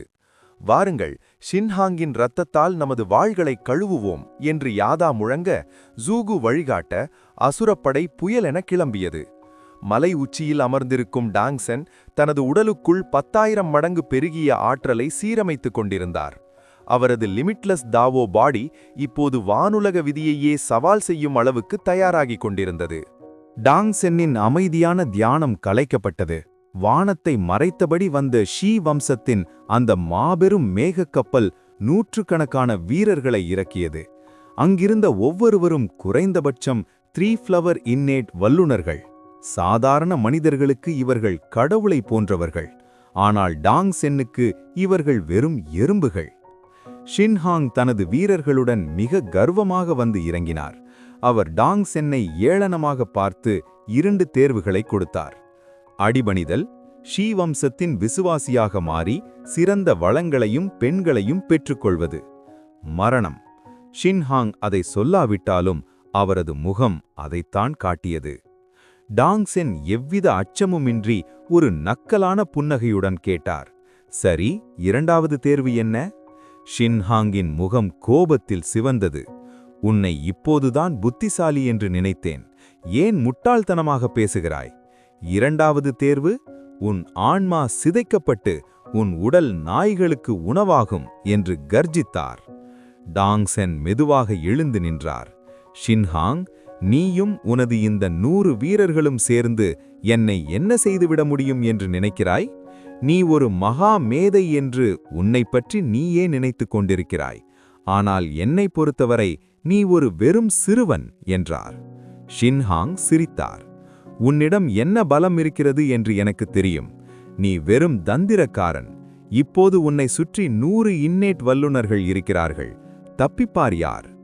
டாங்சென் தனது விரல்களை சொடுக்கினார். சிஸ்டம், என்னை சுற்றியுள்ள இந்த 100 பேரின் பலத்தையும் கணக்கிடு. எனது லிமிட்லெஸ் தாவோ உடலை வைத்து இவர்களை ஒரே அடியில் முடிக்க 10,000 மடங்கு ஆற்றலை எங்கே செலுத்த வேண்டும்? அடுத்த நொடி டாங்சென்னின் உடலிலிருந்து ஒரு மெல்லிய நீல நிற ஒளி படர்ந்தது. அவர் ஒரு அங்குலம் கூட நகரவில்லை. ஆனால் அவர் நின்றிருந்த இடத்தை விட்டு மற்ற அனைத்து பகுதிகளிலும் தரை பிளக்கத் தொடங்கியது. டாங்சென் மெதுவாக தனது கைகளை விரித்து ஒரு சிறு பிள்ளையின் வெகுளித்தனத்தோடு சிரித்தார்.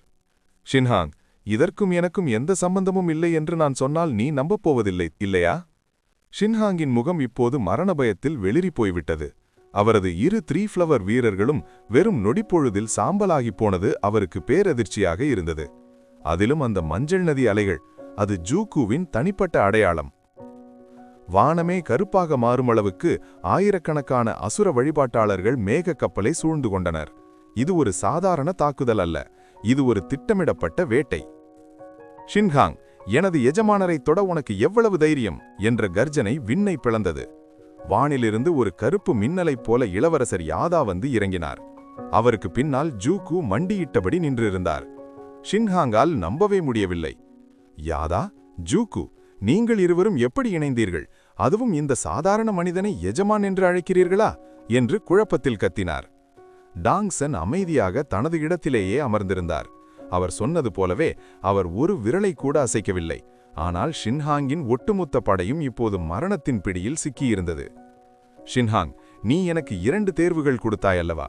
இப்போது நான் உனக்கு ஒரே ஒரு தேர்வுதான் தருகிறேன் என்றார் டாங்சென். அவரது குரல் மென்மையாக இருந்தாலும் அது அங்கிருந்த ஒவ்வொரு அசுரனின் இதயத்திலும் அதிகாரமாக ஒலித்தது. மண்டியிடு, அல்லது உன் வம்சமே அழிவதைப் பார்.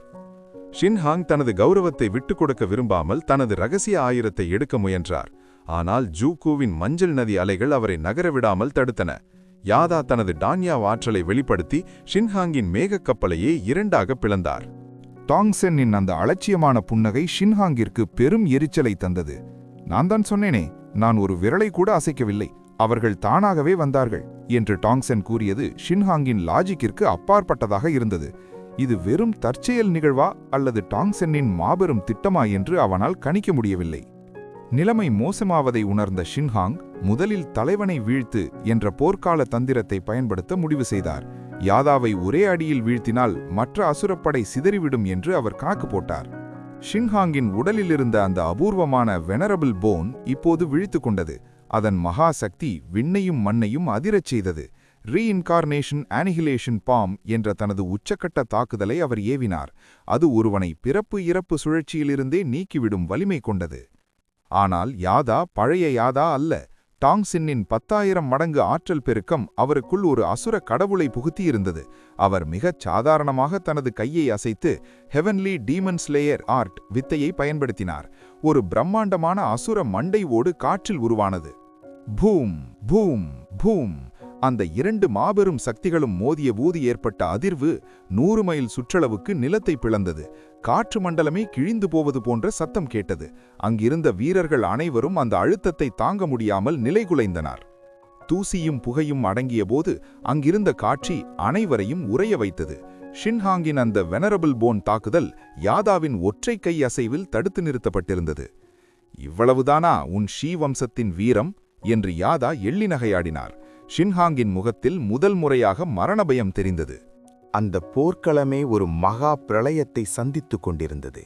ஷின்ஹாங்கின் வெனரபிள் போன் ஆற்றலும் யாதாவின் 10,000 மடங்கு சுத்திகரிக்கப்பட்ட அசுர ஆற்றலும் மோதியபோது ஏற்பட்ட அதிர்வு ஆயிரக்கணக்கான மைல்கள் தூரத்திற்கு பரவியது.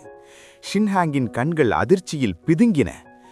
தாவோ வழியில் செல்லும் எங்களது புனித ஆற்றலை ஒரு அசுரனால் எப்படி தடுத்து நிறுத்த முடிந்தது, அதுவும் ஒரு அங்குலம் கூட நகராமல் என்று அவர் திகைத்தார். சூஜியான் போன்ற மாபெரும் மேதைகளே அந்த அடிக்கு தப்ப முடியாது என்ற நிலையில் யாதா அசையாமல் நின்றார். டாங்சென் அந்த பாறையின் மீது அமர்ந்து வேடிக்கை பார்த்து கொண்டிருந்தார். அவருக்கு தெரியும், இது வெறும் பலம் அல்ல, இது அறிவியல் மற்றும் ஆன்மீகத்தின் உச்சகட்ட கலவை. டாங்சென்னின் சிஸ்டம் யாதாவின் உடலில் இருந்த அசுர ஆற்றலை அணுக்களாகவும் புரோட்டான்களாகவும் பிரித்து அவற்றை சுத்திகரித்து 10,000 மடங்கு அதிகரித்திருந்தது. இப்போது யாதாவின் உடலில் ஓடுவது வெறும் இரத்தமல்ல, அது பழங்காலத்து சீ வம்சத்தின் தூய பேரழிவு சக்தி. ஷீ வம்சத்தின் வீரம் இவ்வளவுதானா? உண்மையிலேயே ஏமாற்றமாக இருக்கிறது என்று யாதா தனது ஒரு கையை பின்னால் கட்டிக்கொண்டு கேலி செய்தார். யாதாவின் உடலிலிருந்து வெளிப்பட்ட அந்த அசுர ஆரா ஷின்ஹாங்கின் கைகளை நடுங்கச் செய்தது. ஷின்ஹாங்கின் புனித எலும்பு இப்போது யாதாவின் கருப்பு ஆற்றலுக்கு முன்னால் மங்கத் தொடங்கியது. நல்லது தேய்கிறது, தீயது ஓங்குகிறது, இன்று உனது தலை மண்ணில் உருளும் என்று யாதா கர்ஜித்தபோது அவருக்கு பின்னாலிருந்த அந்த அசுர மேகம் ஒரு மாபெரும் வாளாக உருவெடுத்தது. ஜுகுவும் மற்ற அசுர வீரர்களும் இந்த மாற்றத்தைக் கண்டு திகைத்துப் போனார்கள். அவர்களுக்கு தெரிந்தது ஒன்றே ஒன்றுதான், யாதா இப்போது ஒரு தடுத்து நிறுத்த முடியாத மகா சக்தியாக மாறிவிட்டார். ஆனால் இதற்கு பின்னால் அமர்ந்து தேநீர் அருந்தும் அந்த தந்திரவாதி டாங்சென்னின் திட்டத்தை அவர்கள் இன்னும் உணரவில்லை. யாதாவின் அந்த அசைக்க முடியாத பலத்தை கண்ட ஷின்ஹாங் தனது கை சுக்குநூறாக உடைந்துவிடும் என்பதை உணர்ந்து 100 ஜாங் தூரத்திற்கு பின்வாங்கினார். அந்த ஒரு பின்வாங்கல் அதுவரை வீராவேசமாக பேசிக் கொண்டிருந்த தர்மத்தின் பக்கம் நின்ற வீரர்களிடையே மரண பயத்தை உண்டாக்கியது. ஷீ வம்சத்தின் மேதையே பின்வாங்குகிறார் என்றால் நம் கதி என்ன என்ற முணுமுணுப்பு காட்டுத் தீயாக பரவியது. நிலைமை கைமீறி போவதை உணர்ந்த ஷின்ஹாங் தனது கௌரவத்தை மீட்கத் துடித்தார். தோழர்களே, அசுரர்களை ஒழிக்க இதுவே சரியான தருணம், ஒன்றுபடுங்கள் என்று கர்ஜித்தபடி தனது புனித எலும்பின் முழு ஆற்றலையும் வெளிப்படுத்தினார். அவரது வலது கை இப்போது தங்க நிறத்தில் ஜொலித்தது. அவர் வானத்திலிருந்து இறங்கி வந்த ஒரு தேவதூதனைப் போல காட்சியளித்தார். அந்த தங்க நிற ஒளிவீச்சு கலங்கிப் போயிருந்த அவரது வீரர்களுக்கு சிறு நம்பிக்கையை அளித்தது. ஷின்ஹாங் இருக்கும் வரை நமக்கு தோல்வியில்லை என்று அவர்கள் மீண்டும் வாள்களை ஓங்கினர். ஆனால் யாதா இதைக் கண்டு ஏளனமாக சிரித்தார். உனது இந்த அற்பமான கர்வத்தைக் கண்டு எனக்கு பரிதாபமாக இருக்கிறது ஷின்ஹாங் என்று கூறிவிட்டு தனது கையை அசைத்தார். ஜூகு, இப்போதே இவர்களை வேட்டையாடு என்று யாதா கட்டளையிட ஜூகு மண்டியிட்டு உத்தரவு இளவரசே என்று கூறிவிட்டு பாய்ந்தார். ஒருத்தரையும் விட்டு வைக்காதே, அனைவரையும் கொன்று குவியுங்கள் என்ற யாதாவின் கர்ஜனையுடன் ஆயிரக்கணக்கான அசுரர்கள் ஷின்ஹாங்கின் படைகளை நோக்கி பாயத் தொடங்கினர். ஒரு பக்கம் தங்க நிற புனித ஒளி, மறுபக்கம் கரிய அசுர மேகம், இரண்டும் மோதிக்கொண்டதில் அந்த மலையே தரைமட்டமாகத் தொடங்கியது. இந்த இரத்த வெள்ளத்திற்கு நடுவே டாங் சென் தனது இடத்திலிருந்து மெல்ல எழுந்தார். விளையாட்டு முடிந்தது, இனி உண்மையான வேட்டை ஆரம்பம் என்று அவர் கூறியபோது அவரது கண்கள் 10,000 மடங்கு ஆற்றல் பெருக்கத்தினால் ஒரு விசித்திரமான ஒளியுடன் ஜொலித்தன. போர்க்களம் இப்போது ஒரு இரத்த சகதியாக மாறியிருந்தது. ஒரு பக்கம் ஷின்ஹாங் தனது புனித எலும்பின் செயின்ட் போனின் முழு சக்தியையும் வெளிப்படுத்தி யாதாவை எதிர்கொள்ள, மறுபக்கம் ஜூகுவும் மற்ற வீரர்களும் மோதிக்கொண்டனர். ஷின்ஹாங் தனது நம்பிக்கையை ஜியான் வூயிங் மற்றும் குவானின் மீது வைத்திருந்தார். ஆனால் அவருக்கு ஒரு விஷயம் தெரியாது. அவர்கள் இருவரும் ஏற்கனவே டாங் சென்னின் சீடர்கள். அவர்கள் மும்முரமாக போரிடுவது போல நடித்தார்களே தவிர உண்மையான பலத்தை வெளிப்படுத்தவில்லை. அவர்களுக்கு தேவை ஷீவம்சம் கொடுத்த ஸ்பிரிச்சுவல் கிறிஸ்டல்கள் மட்டுமே, அவர்களது உயிர் அல்ல. மலையுச்சியில் அமர்ந்திருந்த டாங் சென் இந்த அழிவை ஒரு கலை நிகழ்ச்சியைப் போல ரசித்துக் கொண்டிருந்தார். வான் அவர் அருகில் தோன்றிய போது, நேரத்தை வீணாக்காதே, போர்க்களத்தில் விழும் ஒவ்வொரு ஸ்பேஷியல் ரிங்கையும் சேகரி, ஒரு சிறு துரும்பு கூட வீணாகக்கூடாது என்று கட்டளையிட்டார். வான் ஒரு நிழலை போல போர்க்களத்திற்குள் புகுந்தாள். இறந்தவர்களின் கைகளிலிருந்து மட்டுமல்ல, காயமடைந்த தர்ம தரப்பு வீரர்களிடமிருந்தும் ரிங்குகளை பிடுங்கினாள். திருடி, எங்களது பொருட்களை ஏன் எடுக்கிறாய் என்று அவர்கள் அலறினாலும் அவளது வேகத்திற்கு முன்னால் அவர்களால் ஒன்றும் செய்ய முடியவில்லை. வானில் ஷின்ஹாங்கிற்கும் யாதாவிற்கும் இடையிலான போர் உச்சத்தை எட்டியது. யாதாவின் ஒவ்வொரு குத்தும் இப்போது அண்டத்தையே பிளக்கும் வலிமையுடன் இருந்தது. டாங் சென்னின் 10,000 மடங்கு சுத்திகரிப்புக்கு பிறகு யாதாவின் உடலில் இருந்த ஹெவன்லி டீமன் ஆற்றல் முழுமையாக விழித்து கொண்டது. ஆரம்பத்தில் சமமாக போரிட்ட ஷின்ஹாங் இப்போது மூச்சு திணறத் தொடங்கினார். அவரது புனித எலும்பு அதிகப்படியான அழுத்தத்தால் வெடிக்க தயாரானது. இது ஒரு மனிதனின் பலம் அல்ல, நீ ஒரு உண்மையான அசுரனாகவே மாறிவிட்டாய் என்று ஷின்ஹாங் ரத்தம் கக்கியபடி கத்தினார். அவரது புனித எலும்பு மெல்ல மெல்ல மங்கத் தொடங்கிய அந்த தருணத்தில் யாதா தனது இறுதி தாக்குதலுக்கு தயாரானார். ஷின்ஹாங் இப்போது முழுமையான இக்கட்டில் இருந்தார். தனது புனித எலும்பின் ஆற்றல் தீர்ந்து போவதை உணர்ந்த அவர் உதவிக்காக தனது நண்பர்களான ஜியான் வூமிங் மற்றும் குவானை அழைத்தார். ஆனால் பாவம் ஷின்ஹாங், அவர்கள் இருவரும் ஏற்கனவே டாங் சென்னின் காலடியில் விழுந்தவர்கள் என்பது அவருக்கு தெரியாது. டாங் சென்னிடமிருந்து அவர்களுக்கு ஒரு ரகசிய ஆன்ம செய்தி சென்றது. ஜூகுவை வீழ்த்துவது போல நடித்து இந்த போரை ஒரு மாபெரும் அழிவாக மாற்றுங்கள். உடனே குவான் தனது ஈவில் எசன்ஸ் ஆரிஜின் ஃப்ளேம் எனப்படும் நரக நெருப்பை வெளிப்படுத்தினார்.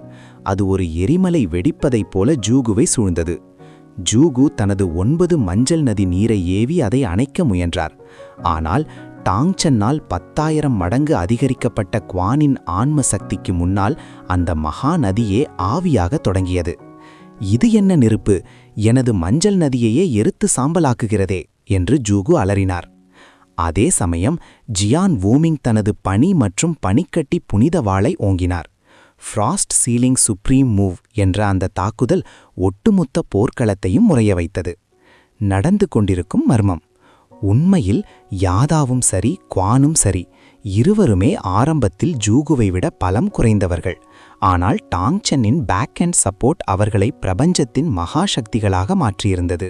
ஷின்ஹாங் ஒரு பக்கம் யாதாவால் நசுக்கப்பட, மறுபக்கம் ஜூகு தனது 2 நண்பர்களாலேயே வூமிங் மற்றும் குவான் சித்திரவதை செய்யப்பட அந்த மலை உச்சியே ஒரு நரகமாக மாறியது. ஷின்ஹாங் தனது இறுதி அஸ்திரத்தை எடுக்கும் முன்னே யாதாவின் ஒரு குத்து அவரது நெஞ்சை தாக்கியது. ஜூகுவின் மரணம் அந்த போர்க்களத்தையே அதிர வைத்தது. அசுரகுலத்தின் ஈடு இணையற்ற மேதை என்று போற்றப்பட்ட ஜூகு ஜியான் வூமிங்கின் அந்த பனி வாள் தனது தொண்டையை துளைத்தபோது ஒரு வார்த்தை கூட பேச முடியாமல் இரத்த வெள்ளத்தில் சரிந்து விழுந்தார். அசுர படையினர் அலறினர், லார்ட் ஜூகு கொல்லப்பட்டு விட்டார், இது எப்படி சாத்தியம்? ஆனால் இதுதான் டாங் சென்னின் மாஸ்டர் பிளான். வூமிங் மற்றும் குவானின் ஆற்றல் 10,000 மடங்கு பெருகியிருந்ததால் அவர்களால் ஒரு மேதையை எறும்பைப் போல நசுக்க முடிந்தது. ஜூகுவை வீழ்த்திய கையோடு அவர்கள் இருவரும் அசுர படைக்குள் புகுந்து ஒரு வேட்டையை தொடங்கினர். ஆடுகள் கூட்டத்திற்குள் புகுந்த புலிகளைப் போல அவர்கள் அசுரர்களை கொன்று குவித்தனர். இருப்பினும் டாங் சென் ஒரு பக்கச்சார்பான வெற்றியை விரும்பவில்லை. தர்மம் வெல்வதோ அல்லது அதர்மம் வெல்வதோ அவரது நோக்கமல்ல. 2 தரப்பும் மோதி அழிந்து இறுதியில் அவர் மட்டும் அதிகாரத்தை கைப்பற்ற வேண்டும். 2 பாம்புகள் வால் பக்கத்திலிருந்து ஒன்றையொன்று விழுங்கிக் கொள்வதைப் போன்ற ஒரு தந்திரம் இது. நிலைமை தர்மத்தின் பக்கம் சாய்வதைக் கண்ட டாங் சென் வானுக்கு ரகசிய குறியீடு கொடுத்தார். உடனே வான் அசுரப் படைகளை ஒருங்கிணைத்து வூமிங் மற்றும் குவானை திருப்பி தாக்கத் தொடங்கினாள்.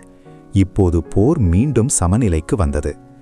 மேலே வானில் ஷின்ஹாங் தனது தரப்பு வீரர்கள் மீண்டும் எழுச்சி பெறுவதைக் கண்டு ஒரு கணம் நிம்மதியடைந்தார். ஆனால் யாதா ஒரு பேயைப் போல சிரித்தார். ஷின்ஹாங், கீழே உன் வீரர்கள் சாவதை பார்த்து நீ சந்தோஷப்படுகிறாயா? முதலில் உன்னை கவனி என்று கூறிவிட்டு தனது அசுர கரத்தால் ஷின்ஹாங்கின் மார்பில் ஒரு மாபெரும் அடியை கொடுத்தார். ஷின்ஹாங்கின் புனித எலும்பு செயின்ட் போன் இப்போது விரிசல் விடத் தொடங்கியது. கீழே வான் வூமிங் மற்றும் குவானை அடித்து விரட்டுவது போல நடித்து அவர்களை பின்வாங்கச் செய்தாள். டாங் சென் மலையுச்சியிலிருந்து இதை பார்த்து திருப்தியாக தலையசைத்தார். இன்னும் சிறிது நேரத்தில் ஷீ வம்சத்தின் முக்கிய தலைவர்கள் இந்த செய்தியை கேட்டு இங்கே வருவார்கள். அப்போதுதான் உண்மையான நரகம் ஆரம்பமாகும் என்று முணுமுணுத்தார். ஷின்ஹாங் அந்த அந்தரத்தில் தொங்கிக் கொண்டிருந்த காட்சி பரிதாபமாக இருந்தது. தனது நண்பர்கள் என்று நம்பிய ஜியான் வூமிங்கும் குவானும் தன்னை ஆபத்தில் விட்டுவிட்டு மாயமாய் மறைந்ததைக் கண்டபோது அவனது இதயம் நின்றது. துரோகிகள், உங்களால் எப்படி முடிந்தது என்று அவன் அலறினான். ஆனால் அவனது அலறலை விட யாதாவின் ஹெவன் டிவவுரிங் வித்தையின் ஈர்ப்பு விசை பல மடங்கு அதிகமாக இருந்தது. யாதாவின் முகத்தில் அசுரக்கோடுகள் படர அவனது இருபுறமும் தோன்றிய அந்த பேய் மண்டையோடுகள் ஷின்ஹாங்கின் ஆன்மாவை உயிரோடு உறிஞ்சத் தொடங்கின. ஷின்ஹாங்கின் 7 துவாரங்களிலிருந்தும் இரத்தம் பீரிட்டு தெரித்தது. அது காற்றில் இழுக்கப்பட்டு யாதாவின் அசுர உருவத்திற்கு உணவானது. 10,000 மடங்கு ஆற்றல் பெருக்கம் செய்யப்பட்ட அந்த அசுர கலைக்கு முன்னால் ஒரு சாதாரண மேதையால் எவ்வளவு நேரம் தாக்குப்பிடிக்க முடியும்? கடைசி முயற்சியாக ஷின்ஹாங் தனது உடலில் இருந்த அந்த புனிதமான வெனரபிள் போன் ஆற்றலை முழுமையாக திரட்டி ஒரு வெடிப்பை உண்டாக்க முயன்றான். அந்த ஒளியின் மூலம் யாதாவின் பிடியிலிருந்து தப்பிக்க நினைத்தான். ஆனால் விதி அவனுக்கு வேறொரு முடிவை வைத்திருந்தது. ஷின்ஹாங்கின் நிழல் திடீரென்று தரையிலிருந்து பிரிந்து மேலே எழும்பியது. அது வானின் உருவமாக மாறியது. ஷின்ஹாங் தனது புனித எலும்பின் ஆற்றலை வெளிப்படுத்திய அதே வினாடியில் அவனது நிழலுக்குள் ஒளிந்திருந்த வான் மின்னல் வேகத்தில் அவனது மார்பை தாக்கினாள். இளவரசரின் வேட்டையில் குறுக்கிடாதே என்று வான் ஏளனமாக சிரித்தபடி ஷின்ஹாங்கின் கவனத்தை திசை திருப்பினாள். இப்போது ஷின்ஹாங் இருபுறமும் நெருக்கடியில் சிக்கினான். முன்னால் யாதாவின் ஆன்மா உறிஞ்சுதல், பின்னால் வானின் திடீர் தாக்குதல். மலையுச்சியில் இருந்த டாங் சென் மெல்ல எழுந்து நின்றார். நேரம் வந்துவிட்டது. அந்த புனித எலும்பு இப்போது என் கைக்கு வரப்போகிறது என்று அவர் முணுமுணுத்தபோது வானத்தில் ஒரு பெரிய இடி முழங்கியது. ஸ்ரீவம்சத்தின் பெரியவர்கள் நிலைமையை உணர்ந்து அந்த இடத்தை நோக்கி வரத் தொடங்கிவிட்டதற்கான அறிகுறி அது. ஷின்ஹாங்கின் மரணம் ஒரு சகாப்தத்தின் முடிவாக அமைந்தது. வானின் வாள் மின்னல் வேகத்தில் இறங்கியபோது அந்த இடமே இரத்தக்காடாக மாறியது. ஷின்ஹாங்கின் வலது கை, அந்த புனித எலும்பு வெனரபிள் போன் இருந்த கை, உடலிலிருந்து துண்டிக்கப்பட்டது. அவனது டான்டியன் சிதைக்கப்பட்டு ஆன்மா அந்த அசுர மண்டையோடுகளால் உயிரோடு விழுங்கப்பட்டது. தன்னிடம் இருந்த பல ரகசிய ஆயுதங்களை பயன்படுத்தக்கூட அவனுக்கு நேரம் கிடைக்கவில்லை. ஜியான் வூமிங்கும் குவானும் ஏன் தன்னை எச்சரிக்கவில்லை? அசுரப்படை எப்படி சரியான நேரத்தில் வந்தது? இந்த அனைத்து கேள்விகளுடனும் அவனது உயிர் பிரிந்தது. யுத்தத்தின் விளைவுகள். நிழலுலக வெற்றி. ஷின்ஹாங் கொல்லப்பட்ட செய்தி கேட்டவுடன் தர்மத்தின் பக்கம் நின்ற வீரர்கள் சிதறி ஓடினர். அசுரப்படை வெற்றி பெற்றாலும் அவர்களது முக்கிய தளபதியான ஜூகு மற்றும் பாதிக்கும் மேற்பட்ட வீரர்கள் பலியாகினர். யாதாவின் எழுச்சி. இளவரசர் யாதா இப்போது அசுர உலகிலேயே அசைக்க முடியாத சக்தியாக உருவெடுத்துள்ளார். டாங் சென்னின் லாபம். இந்த போரில் உயிரிழந்த நூற்றுக்கணக்கான வீரர்களின் ஸ்பேஷியல் ரிங்குகள், ஆயுதங்கள் மற்றும் விலைமதிப்பற்ற மருந்துகள் இப்போது டாங் சென்னின் வசம் உள்ளன. டாங் சென் அமைதியாக அந்த பொருட்களை வானிடம் ஒப்படைத்தார். இவற்றை உடனடியாக நைட் டெவில் சிட்டி வழியாக மாற்றீடு செய்துவிடு, எவருக்கும் சந்தேகம் வரக்கூடாது என்று கட்டளையிட்டார். ஆனால் இது ஒரு ஆரம்பம் மட்டுமே. ஷீ வம்சத்தின் வாரிசு கொல்லப்பட்ட செய்தி காட்டுத்தீயாக பரவிக்கொண்டிருந்தது. ஷீ வம்சத்தின் மூதாதையர்கள் கோபத்தில் கொதிக்கப் போகிறார்கள். அவர்கள் இந்த பழிவாங்கலை அசுர உலகத்தின் மீதே திருப்புவார்கள். இதுதான் டாங் சென்னுக்கு தேவைப்பட்டது. சூனிங்கின் சந்தேக பார்வை டாங்சென் மீது நிலைத்தது. எல்லாம் மிக கச்சிதமாக திட்டமிடப்பட்டது போல் அவருக்கு தோன்றினாலும் அசுரகுலத்தின் பெரும் மேதையான ஜூகுவின் தலையை நேரில் கண்டபோது அந்த சந்தேகம் ஆச்சரியமாக மாறியது. டாங்சன், நீ சொல்வது உண்மையாக இருந்தால் இது ஒரு மாபெரும் அரசியல் திருப்புமுனை. ஷின்ஹாங்கின் மரணம் ஏற்படப் போகும் மாபெரும் விரிசலை இந்த தலை கொண்டு நாம் சரிசெய்ய முடியும் என்று சூனிங் பரபரப்புடன் கூறினார். ஆனால் டாங்சென்னின் கணக்கு வேறாக இருந்தது. அவர் ஒரு தந்திரமான புன்னகையுடன், சீனியர், ஷீ வம்சம் இப்போது இரத்த வெறியுடன் இருக்கும். அவர்களுக்கு ஒரு பலியாடு தேவை. இந்த தலையை கொண்டு சென்று அவர்களை சமாதானப்படுத்துங்கள். ஆனால் நினைவில் கொள்ளுங்கள், அவர்கள் உங்களை கூட்டாளி என்று அழைக்கும் அதே வேளையில் தங்களின் மேதையை உங்கள் எல்லையில் பாதுகாக்க தவறியதற்காக உங்கள் மீது ஒரு கண் வைத்திருப்பார்கள் என்று எச்சரித்தார். இது சூனிங்கின் மனதில் ஒரு மெல்லிய பயத்தையும் அதே சமயம் ஷீவம்சத்துடன் நெருக்கமாகும் ஆசையையும் விதைத்தது. அதே சமயம் ரகசியமாக செயல்பட்ட ஜியான் வூமிங் மற்றும் குவான் ஆகிய இருவரும் எல்டர் ஷாங்கோனிடம் சென்று அசுரப்படையின் கொடூரத்தை பற்றி மிகைப்படுத்தி கூறினார்கள். அசுரர்கள் பெரும் படையுடன் வந்து நம்மை சூழ்ந்து கொண்டனர். இளவரசர் யாதா முன்னின்று ஷின்ஹாங்கை கொன்றார் என்று அவர்கள் கதறினர். இதன் மூலம் தர்ம வழிபாட்டாளர்கள் மத்தியில் அசுரர்களுக்கு எதிரான தீராத பகை மூண்டது. டாங்சன் அங்கிருந்து வெளியேறியபோது வான்வானை சந்தித்தார். அடுத்த கட்டத்திற்கு தயாராக இரு. ஷீவம்சமும் சூவம்சமும் கைகோர்க்கும் அதே வினாடியில் அவர்களுக்குள் இருக்கும் பழைய பகையை தூண்டிவிடும் ஆதாரங்களை நான் வெளியிடுவேன். ஒருவரை ஒருவர் அடித்துக்கொண்டு அவர்கள் அழியும்போது நாம் அந்த புனித எலும்பையும் அசுர கலைகளையும் முழுமையாக கைப்பற்றுவோம் என்றார். இப்போது சூனிங் ஜூகுவின் தலையுடன் ஷீவம்சத்தின் தலைமை சபையை நோக்கி புறப்பட்டார். அங்கு ஒரு பக்கம் துக்கம், மறுபக்கம் கொலைவெறி என சூழலே கனன்று கொண்டிருந்தது. டாங்சென்னின் இந்த நிழல் ஆட்டம் இப்போது உச்சத்தை நோக்கி செல்கிறது. டாங் சென்னின் கணிப்பு அணுவளவும் பிசகவில்லை. ஷீ வம்சம் தனது கௌரவத்தை காப்பாற்றிக் கொள்ள ஜூகுவின் தலையை எப்பாடுபட்டாவது பெற துடித்தது. ஒரு வாரிசை இழந்த அவமானத்தை துடைக்க, ஒரு அசுர மேதையின் மரணத்தை சந்தைப்படுத்த அவர்களுக்கு அந்த தலை தேவைப்பட்டது. சூனிங் மூலம் அந்த தலை ஷீ வம்சத்தை அடைந்ததும் டாங்சென்னிற்கு அதற்குரிய சன்மானத்தில் பாதி கிடைத்தது. தற்போது ஷீ வம்சம் ஸ்டோன்போன் சிட்டி என்ற இடத்தில் ஒரு மாபெரும் அசுர ஒழிப்பு மாநாட்டை அறிவித்துள்ளது. இந்த மாநாட்டில் கலந்து கொள்பவர்களுக்கு அபூர்வமான கலைப்பொருட்களும் பொக்கிஷங்களும் பரிசாக அறிவிக்கப்பட்டுள்ளன. இது ஒரு பக்கம் அசுரர்களை ஒழிப்பதற்கான அழைப்பு என்றாலும், மறுபுறம் ஷீ வம்சத்தின் அதிகாரத்தை பறைசாற்றும் முயற்சியாகும். டாங்சென் இந்த வாய்ப்பை தவறவிட விரும்பவில்லை. அவர் தனது குடும்பத்தினரை சந்திக்க திரும்பினார். அங்கு அவரது வழிகாட்டலில் டாங் குடும்பத்தின் இளைய தலைமுறை வியக்கத்தக்க வகையில் வளர்ந்திருந்தது. குறிப்பாக டாங் வூயிங் என்ற இளைஞன் அனைவரது கவனத்தையும் ஈர்த்தான். அவனது நிழலற்ற தாவோ உடல் அவனை நிஜத்திற்கும் நிழலுக்கும் இடையே தடையின்றி உலவச் செய்தது. வூயிங், உனது திறமையை உலகுக்கு காட்ட வேண்டிய நேரம் வந்துவிட்டது. ஸ்டோன்போன் சிட்டியில் நடக்கும் இந்த போட்டியில் டாங் குடும்பத்தின் பெயரை கேட்டாலே மற்றவர்கள் நடுங்க வேண்டும் என்று டாங்சென் கட்டளையிட்டார். டாங் வூயிங் மண்டியிட்டு, நிச்சயமாக எஜமானரே, எனது நிழல் யாரையும் விட்டு வைக்காது என்று உறுதியளித்தான். டாங்சென் தனது 10,000 மடங்கு ஆற்றல் பெருக்கத்தின் மூலம் வூயிங்கின் திறமையை மேலும் மெருகேற்ற திட்டமிட்டார். இந்த மாநாடு வெறும் போட்டி அல்ல, இது பல வம்சங்களின் அழிவுக்கான தொடக்கம் என்பதை டாங்சென் மட்டுமே அறிவார். டாங்சென்னின் புன்னகை விரிந்தது. வானுலக விதி அவரை எந்த அளவிற்கு சோதிக்கிறது என்பதை அவர் உணர்ந்தார். தங்குவதற்கு ஒரு இடத்தை தேடினால் கூட அங்கே ஒரு மோதல் காத்திருக்கிறது. அந்த வெள்ளை உடை அணிந்த வீரர்களின் மார்பில் இருந்த யுன் என்ற எழுத்து அவர்கள் மேக வம்சத்தை சேர்ந்தவர்கள் என்பதை உணர்த்தியது. டாங் வூயிங் ஒரு அடி முன்னெடுத்து வைத்தான். அவனது நிழல் தரையில் இயல்புக்கு மாறாக நீண்டு அசைந்தது. நாங்கள் ஏற்கனவே பணம் செலுத்திவிட்டோம். அறை வேண்டுமென்றால் வேறு எங்காவது தேடிக்கொள், புரிந்ததா என்று வூயிங் கூறியபோது அந்த இடம் ஒரு நொடி உறைந்தது. யாரை பார்த்து வேறு இடம் தேட சொல்கிறாய்? நாங்கள் யுன் வம்சத்தினர். இந்த ஸ்டோன்போன் சிட்டியில் எங்களை தடுக்கும் துணிச்சல் யாருக்கு இருக்கிறது என்று அந்த வெள்ளையுடை வீரர்களில் ஒருவன் ஆவேசமாக கத்தினான். அவன் தனது வாளை உருவ முயன்றபோது டாங் வூயிங் மின்னல் வேகத்தில் மறைந்து அவன் பின்னால் தோன்றினான். டாங்சென் அமைதியாக ஒரு நாற்காலியில் அமர்ந்தார். வூயிங், அவர்கள் யுன் வம்சத்தினர் என்பதால் கொஞ்சம் மரியாதையாக நடத்து, அதாவது அவர்கள் மீண்டும் எழுந்து நிற்க முடியாதபடி மட்டும் செய் என்று அலட்சியமாக கூறினார். இந்த வார்த்தைகள் யுன் வம்ச வீரர்களை கொதிப்படைய செய்தன.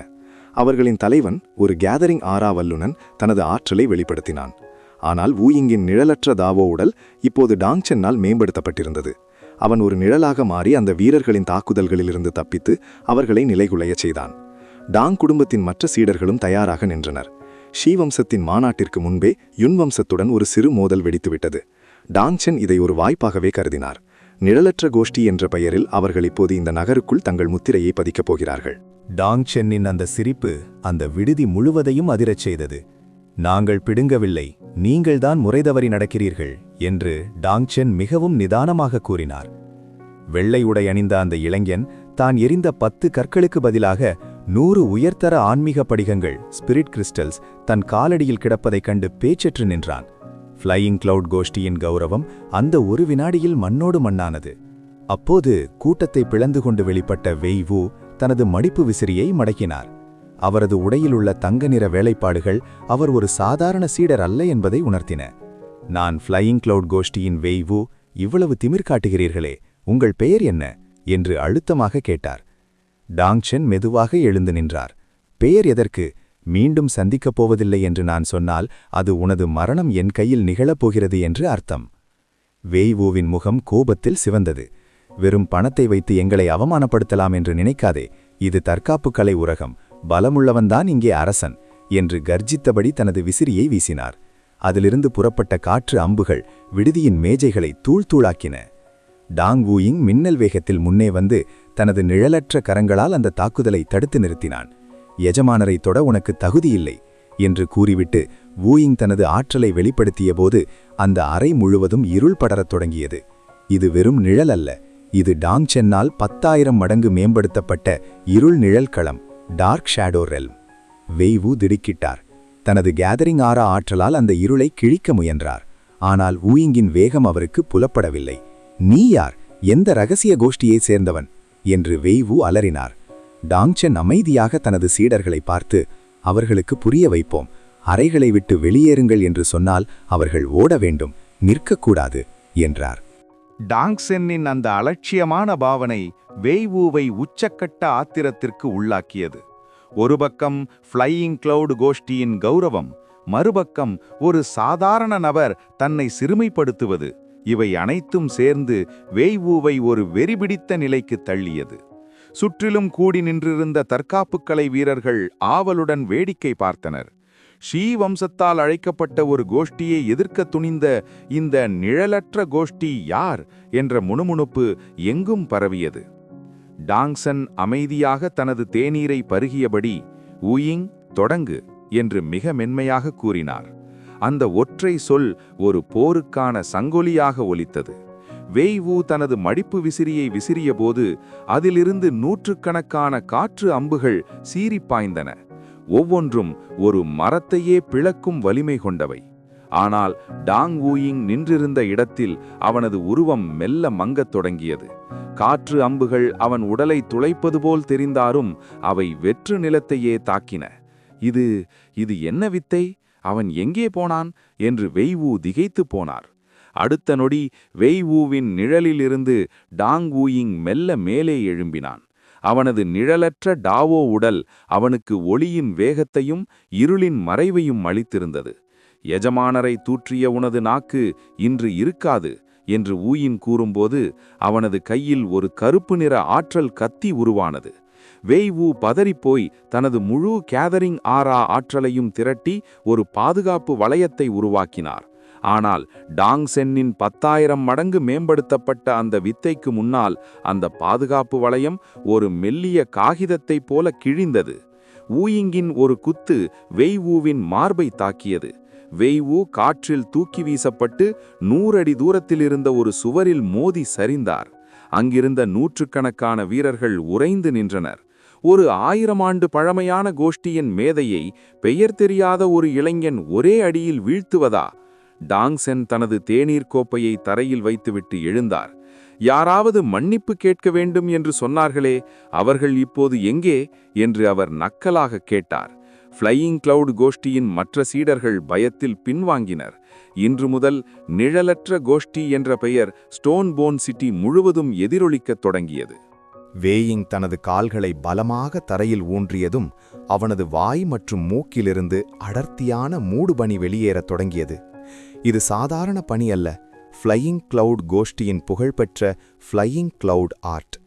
அந்த பகுதி முழுவதும் மேகங்களால் சூழப்பட்டது போன்ற ஒரு பிரமையை உருவாக்கியது. எதிரியின் பார்வையை மறைத்து தற்காப்பு மற்றும் தாக்குதல் என இரண்டிற்கும் இந்த மேகக்கலை ஒரு மாபெரும் கேடயமாக விளங்கியது. எங்கள் மூவதையர் வானத்து மேகங்களின் அசைவை வைத்தே இந்த வித்தையை உருவாக்கினார். இதனுள் சிக்கிய எவரும் மீண்டும் உயிரோட வெளிவந்ததில்லை என்று வேயிங் கர்ஜித்தான். மேகங்களுக்கு நடுவிலிருந்து அவனது உருவம் பலவாக தெரிந்தது. இது ஒரு வகையான மாயத் தோற்றத்தை இலூஷன் உருவாக்கி எதிரியை நிலைகுலைய செய்யும் தந்திரம். டாங் வூயிங் சற்றும் அசரவில்லை. அவன் தனது கண்களை மூடிக்கொண்டான். பார்வையை மறைத்துவிட்டால் வெற்றி பெற்றுவிடலாம் என்று நினைக்கிறாயா? மேகங்களுக்கு மேலே நிழல்கள் எப்போதும் உண்டு என்று அமைதியாக கூறினான். அடுத்த கணத்தில் டாங் வூயிங்கின் உடல் ஒரு கருப்பு புகையாக மாறி அந்த வெண்மேகங்களுக்குள் ஊடுருவியது. மேகங்களுக்குள் மறைந்து தாக்கிய வேயிங்கின் ஒவ்வொரு அடியும் வூயிங்கின் நிழல் உடலில் பட்டு எந்த பாதிப்பும் இல்லாமல் கடந்து சென்றது. டாங் சென்னின் 10,000 மடங்கு சுத்திகரிக்கப்பட்ட ஆற்றல் வூயிங்கின் ஷேடோலெஸ் தாவோ உடலை ஒரு தெய்வீக நிலைக்கு உயர்த்தியிருந்தது.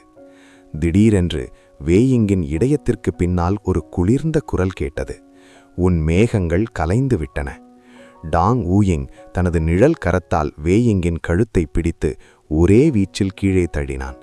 அந்த அடர்ந்த மூடுபனி ஒரு நொடியில் சிதறி ஓடியது. வேயிங் மூச்சு திணறியபடி தரையில் மண்டியிட்டு கிடந்தான். கூடி நின்றிருந்தவர்கள் அதிர்ச்சியில் உறைந்து போயினர். ஃப்ளையிங் கிளவுட் கோஷ்டியின் ரகசிய வித்தையை ஒரு இளைஞன் இவ்வளவு சுலபமாக முறியடித்ததை அவர்களால் நம்ப முடியவில்லை. டாங் கென் தனது தேநீர் கோப்பையை தரையில் வைத்துவிட்டு எழுந்தார். இப்போது சொல், அந்த 100 ஸ்பிரிச்சுவல் கிறிஸ்டல்களை நீ எடுத்துக்கொண்டு இங்கிருந்து ஓடுகிறாயா அல்லது உன் உயிரையும் இங்கே விட்டு செல்கிறாயா என்று வேய்வூவை பார்த்து கேட்டார். வேய்வூவின் முகத்தில் இப்போது பயம் குடிகொண்டது. ஃப்ளையிங் கிளவுட் கோஷ்டியின் கௌரவம் இப்போது தோசியாகிவிட்டது.